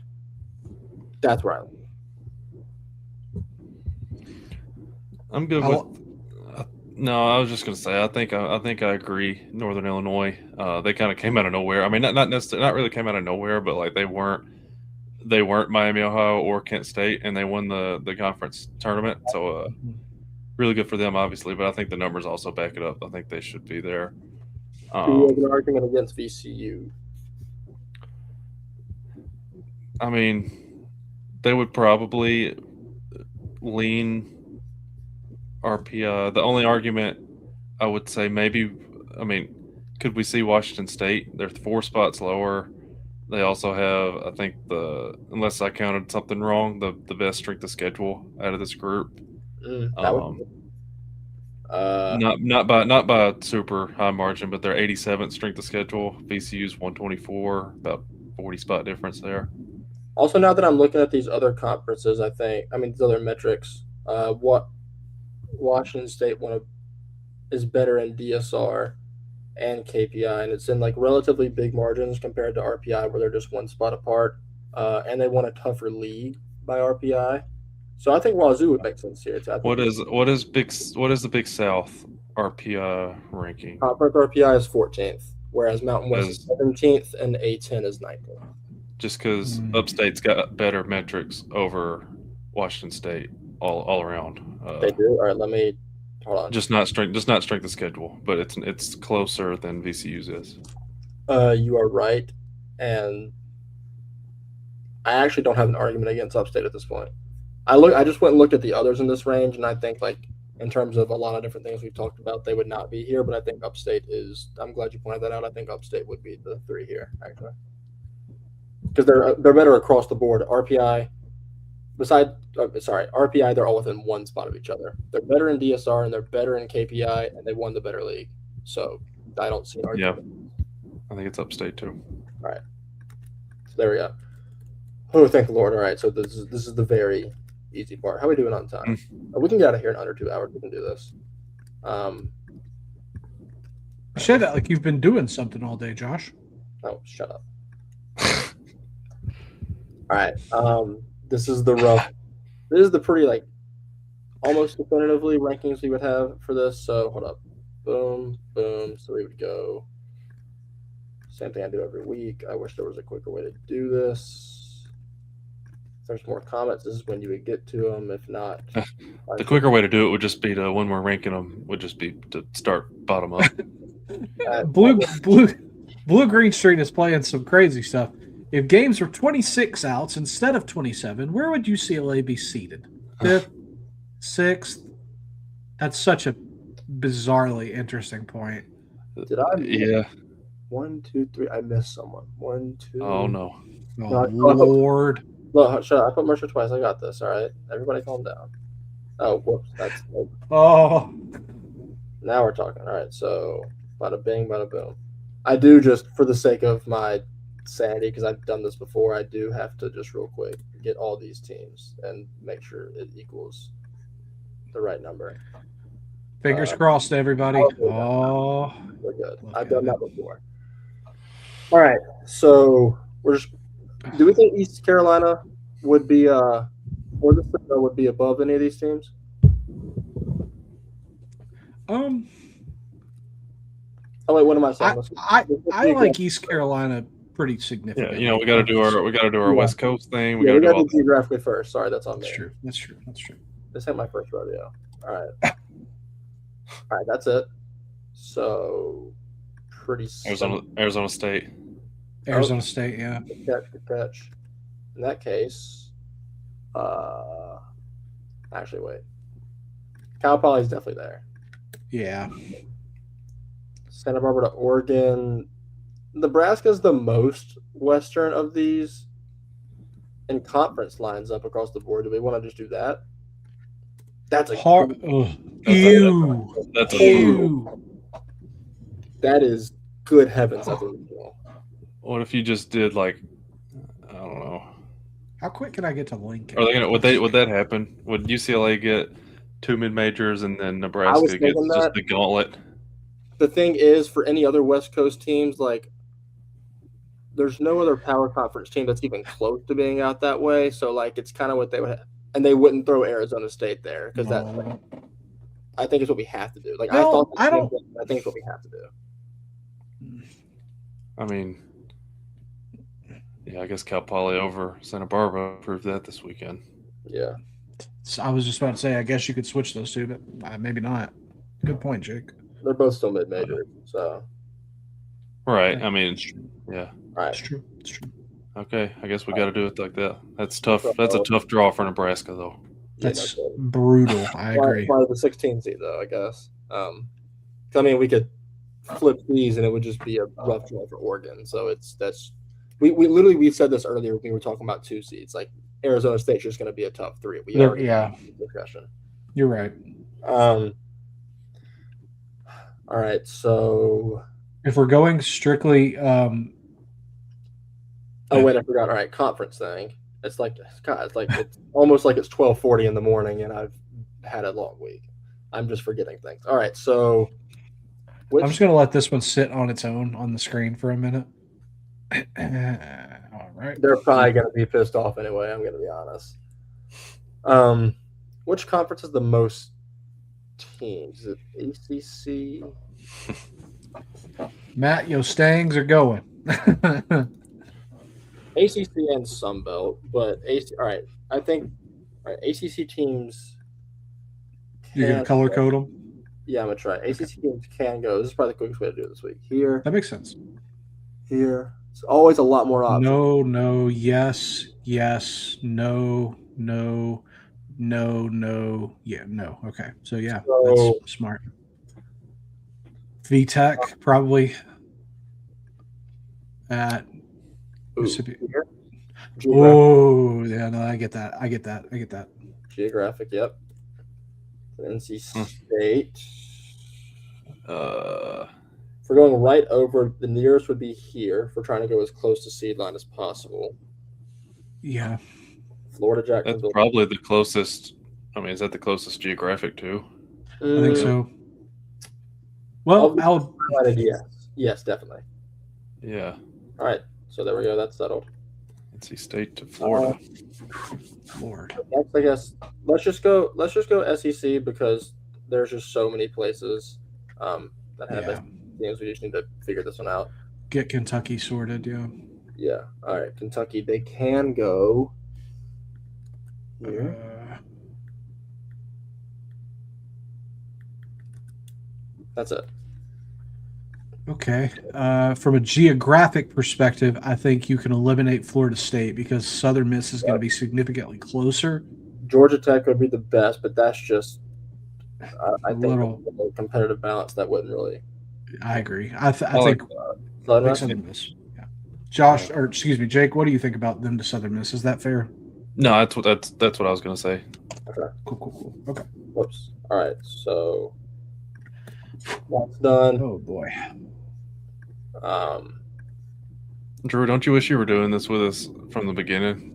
I don't know how you guys have done it from the beginning. I want to go cry in bed for an hour now. I find this right now more fun just because the fact that like there's no more predicting on the board. We know That's what fair. the rate is, and I can look at this and realistically, there's a chance this is a regional tomorrow, and this could be a regional, and that's fun to think about. It really could happen because I would love all of those. It is fun. It's really, really cool. I mean, like Cole Carlone and Hunter Dietz on a Friday.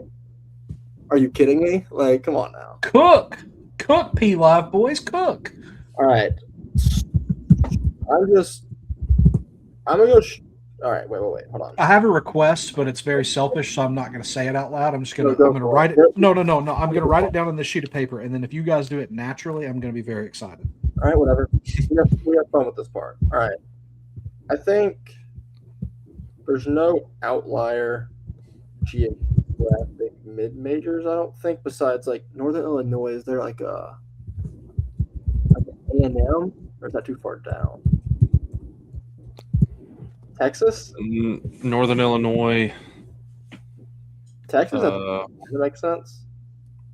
I mean so Lamar is the Texas team. For sure. Are they just gonna actually now that I look at it, Texas is further away than these other places, so I just don't know my geography. So Lamar has to be at Texas. So just that feels fair. Okay. And on that same note, do we put Tarleton here? Yeah, I think that's really smart, just to get Texas kind of in Texas. By that same standard, what can we think of with like, well, shoot. The Citadel going here. You're one state over. I was thinking Citadel or USC upstate there, but upstate going to GT or Georgia makes a lot of sense by that same standard. Right, so yeah, just for the sake of my visual, this is not final. I'm just gonna kind of do this to see if they're dally them over. Yeah. East Carolina can't go to UNC, so we're gonna have to switch this up regardless. Yeah. But and Troy can't go to Bama, so we got to switch some things around. How about just all right. So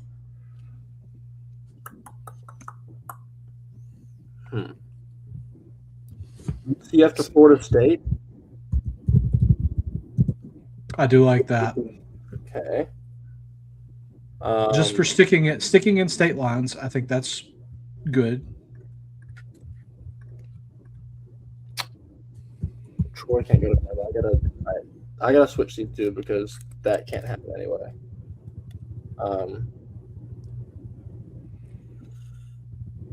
Trying to find any issues with it. I feel like I want to put Mercer in one of the Georgia schools, or like I was just gonna say Mercer to Georgia. Mercer to Georgia. Just as close as other schools, believe it or not.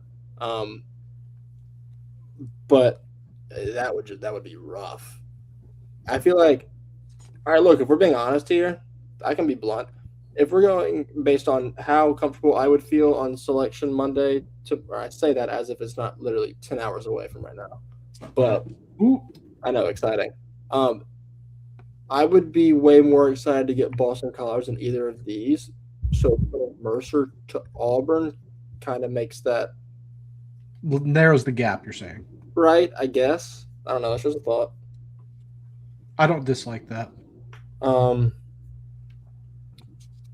Northern Illinois. I don't. if I went here, and then I wouldn't send them all the way. Where's like a? Oh wait, Northern Illinois to Kansas could work. I think that's really smart. Is Yes. that closer geographically? I gotta look at a map again because apparently It's going to be as close as you're going to get. It's too Midwestern. It very much is. Okay, so that's smart. And then we go here. Voila! What do we think?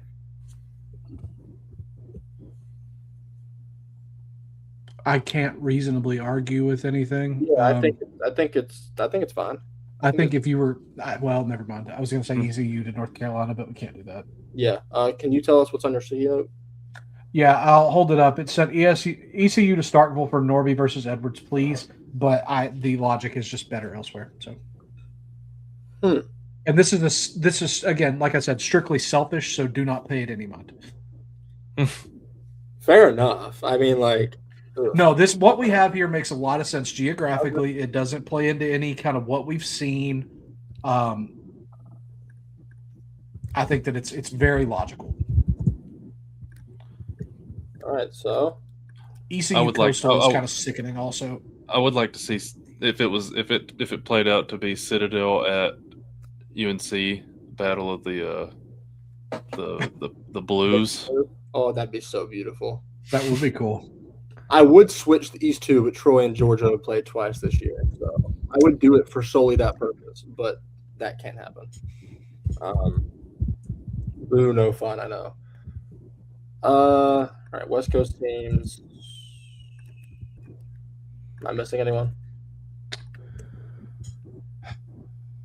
SD State and Milwaukee are kind of just in that range ish, I guess. Milwaukee not really. Milwaukee would figure out what to do with. All right, so now this should be accurate. So we just go. Wait, this would actually be way better in Nebraska, anyways. That makes a lot of sense. Here and there. Yeah. I wish. I'm gonna have to delete this every time. Jake, what do you think about those three? I'm not mad at that. Let's see. I think putting Wazoo at UCLA does kind of it evens out, what we're getting if we're doing three mid majors. Exactly. South Dakota State to Nebraska just makes too much sense geographically. Correct. The other two can kind of go either way. I mean, Washington State is closer to Oregon, and St. Mary's is closer to UCLA. But I mean, it could go either way. Either one would be fine. Competitive balance, I think, makes more sense this way. I think, all right, geographically, one of these two has to go to Kansas. Has to. That's going to be Midwest teams right there. And I think Milwaukee is the more difficult travel to any of the other places than Illinois, Chicago would be. It's fair. So we just go there. Tennessee fans, while I'm thinking about the rest of this, how we feel about that regional? Well, I'd be ecstatic, personally. I think I would too. I don't hate it at all. I'm not mad. I think that, as I said on the daily sheet, to beat Kansas, you're going to have an offense that steps up, but a pitching staff that can stymie that offense. Tennessee has at least half of that. That would be one. I mean, no shade to Northern Illinois. That would be one where they didn't have to throw Tegan Coons game one, and they could save him for Kansas. Yeah, I agree. I think that's what they would do if they get two mid majors. That's not like one of the top 10 mid majors. I think they would probably do that. What we're saying right here, us just saying that, is going to be the start of a Northern Illinois hype edit here in a minute. When this comes through and Northern Illinois beats Tennessee, they're going to clip this, and then me saying this is going to be clipped at the end of the hype video. So, what's up, everybody on social? So me looking at a map. Also, I just thought about this. The fact that in my head, hashtag maps. Look, there's one. You have to do one. Oh, of course. Sorry. What am I? Yeah. saying? Well, yeah. Come on. Sorry. Yeah. It's just anybody who this is their first one. This is all in the. You explain it. This is y'all's joke. It's just a bit at this point, and it's just in the vein of Jack Oman throws in front of Wes Johnson and becomes a Georgia Bulldog instead of a Yale Bulldog next spring. That's by the end of the weekend. Yeah, pretty much.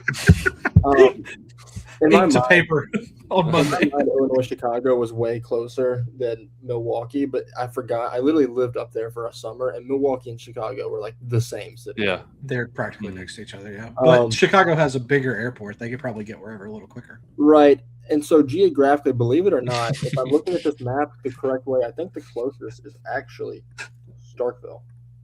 Oh, okay. Also, I mean, competitive probably West Virginia, right? But they would probably get one of the Northeast schools first. I would imagine West Virginia, they'll give like a LI or something. so this makes sense.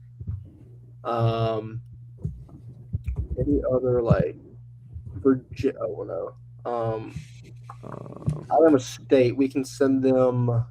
Little Rock would probably get one of the Texas. Oh, for sure. Ones. That's a good call. We can give them just Texas. Texas straight up. Yep. Alabama State. They played Bama 3 times this year, I think, but only Auburn once, so we can send them to Auburn. Yeah. Um, Same token, Josh, as an Auburn grad, how do you feel about that? I personally like it. Like I really like it. Mercer does scare me, especially with a chip on their shoulder after losing the conference tournament. Oh, yeah. But I like the draw personally. And Do you should like your draw as a top like 5, 6-ish shade. I think you would feel good if it turned out to be Boston College. Yep. Also, because they would throw Colarusso against Mercer, 100%. and you wouldn't have to worry about him in a second game. So one of the Northeastern teams is going to have to go here, but we have a lot of options. Oh wait, Just Lipscomb is easily the most southern, so we can send them to Tallahassee. Sure. All right, and now it's just straight Northeastern teams. These two are technically the most southern. no, VCU is the more southern, much more southern than Oh wait, sorry. What am I Northeastern. thinking? You're right. So VCU to Florida. Probably. Sure. Okay, that's a gauntlet of a regional. Good lord. That is a good regional for sure. Just go ahead, ask the question that you ask me every time when we get done with the Northeast ones. I want to, but like I'm trying to see if I know the answer. Is the answer to the question? Is it Long Island? That would be my guess. Okay. But does it matter at this point with the hosts we I have don't left? think so. And it's also At this point, our hosts are in a cluster of. I mean, A&M is West the Virginia, furthest. Who do we hate the West most? Virginia. West Virginia is the closest. Wait, now that I think, oh man, yeah, it is. So I'm fine with this. The fact we're sending one of these teams all the way out to A&M, that's just kind of how the cookie crumbles sometimes. Yep. Um, They'll get to enjoy a whole other part of the country. let me just go. Congrats on going to Texas. Pack light. All right. Any issues here?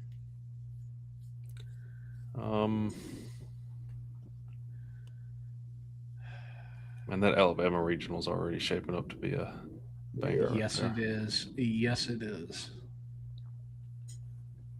I mean, I think I like this. Thumbs up. sure. Bruce says, riders in New Jersey, them boys are going to learn Hattiesburg. They All sure right, are. Ladies and gentlemen, after Thank you, Bruce. 2 hours and 8 minutes, we have a filled out field of 64. It's beautiful. It's gorgeous. It's the last one of the year. Yeah, it's I gorgeous. personally like think it. we did pretty good. I do Sorry too, about and I hope if the field tomorrow looks just like this, I'll be happy. Not only because we were perfect, but there are some really fun regionals. Really quickly, kind of to play on the same line we were talking about a minute ago with some of the pitching matchups. Luke at home says, would Mississippi State throw McPherson versus Illinois Chicago to save Tomas Valinkis for a possible 1-0 game against USC? I think that Mississippi State definitely has the possibility. I mean, even if it's not McPherson specifically, I think you could talk about Josh's we're going to have a lot of conversation about Duke Stone next year, I feel like. But I mean, there's plenty of dudes there that I think, Luke, that you will see Volinkus versus theoretically USC on Saturday. Mm-hmm. So, All right. I do wonder in preparation for that, if that turned out to be the case, would USC attempt to save Mason Edwards in that scenario? I do think so. I think you throw Govell on night 1 against Louisiana. I mean, as hot as Louisiana is, I think they would be tempted to use him, but knowing that that Mississippi State has, I don't know. That'd be a fun one to see. Prognosticate, yeah. I just can't stop looking at Nebraska, Arkansas, Arizona State in the same location. It's brutal. Gauntlet. So one thing to point out is that if you're watching this very, very late, we do want to throw out there that we had discussed doing a live reaction show, a companion show for the selection show. Are you boys still on the market for that? Consider me there. I'm in it. Yep. Well, you heard it there. Companion show. I imagine what we'll do is about 15 minutes before we'll jump on, get everything going, and then as you've got the selection show pulled up, feel free to have us on your phone or on your other screen, on your monitor, your laptop, and your favorite podcast host will give all their thoughts as it happens, as we're all watching the selection show together. It's going to be fun. It's going to be real. In the interim, how about this? Why don't, Jake, you tell the folks at home where they can find you between our podcasts? You can follow me on Twitter at Jake Barge. Personal projects, I don't have just a ton going on right now. The mid-major rankings, I'm still trying to decide what I want to do with that. I am going to continue them until the end of the year. Probably just going to have just the teams that are left involved in those. But still going to be posting those every week. And then, I'm still working on a Live Looks article. I haven't got that completely done yet, but I'll have another one of those out. And then a lot of my free time is probably just going to be spent on reading what Josh wrote about the ACC tournament, because he was killing it this past week. It was great every day, Jake. You're in for some good reading. Jake, your Live Looks article that you're working on, does it happen to feature one of my favorite players? It will certainly feature one of your it's well established one of Drew's favorite players. So I the joke I had earlier, I had a crummy joke earlier when we were talking about VCU. I was gonna say, y'all, tonight I saw a movie called Obsession. I didn't want to see Blake Primrose pop up. This is a sham. Anyway, Josh, where can they find you before they find you tomorrow? You can find me on Twitter at JoshCatlett3. I've been posting a lot of content on there while I've been in Charlotte, as well as go check out all my Live Look stuff from the ACC tournament that they just talked about. Had fun writing up those. It was a super fun week. Got to see a lot of good ball players. My opinions for the draft kind of changed on some guys, positive and negative. Overall, a lot of fun, though. We'll be posting content. Ooh, bad voice crack. It's late. We'll be posting content throughout the postseason, too, on Twitter. So, yeah, follow me there. Hey, really quick, just because I'm interested, one person who positively shifted their draft outlook for you, one person that negative. Ooh, actually, now that I think about it, there's like 3 negatives that come to mind immediately. First one, off the top of your head. Lorenzo Carrier. Oh, interesting. Okay. And positive. I'm sure. I know there's got to be one. I'm just blanking. I was already high on Aiden Weaver, but he looked really good. I figured you'd get into Aiden Weaver chat at some point. He looked like it was great when he stepped on the mound in the press box. I'm like, I need to be able to push some nasty agendas, and then he shoved for like 5 minutes. It was awesome. I would argue and we're extending our time, so apologies. I would argue your opinion increased on Gavin Gallagher as well. You and not that you weren't high on him. Also, Ryan Zuckerman probably. Oh yeah, that's another good one. Absolutely. All right. You can follow me on the Twitter machine. It's right there. At Drew is okay. We would love to catch you guys tomorrow. Prospects Live membership starts as low as $7 a month. All kinds of incredible content, including the stuff that the boys are talking about right here. Luke, we will see you tomorrow. Bruce, we appreciate you hanging out with us. 1 a.m. here as well for all of us. It is 1 a.m. But in just a few short hours, we're going to be right back with the boys, with you guys. And we hope that you'll join us as college baseball now is live again for a companion show to the selection show. So on behalf of Jake, on behalf of Josh, on behalf of JB, who is going to be returning stateside before you know it, probably, we want to remind you, be nice to yourself, be nice to each other. Thank you so much for joining us. Bracketology was fun. The Field of 64 is established until it isn't tomorrow. See you then. Take care. Bye-bye.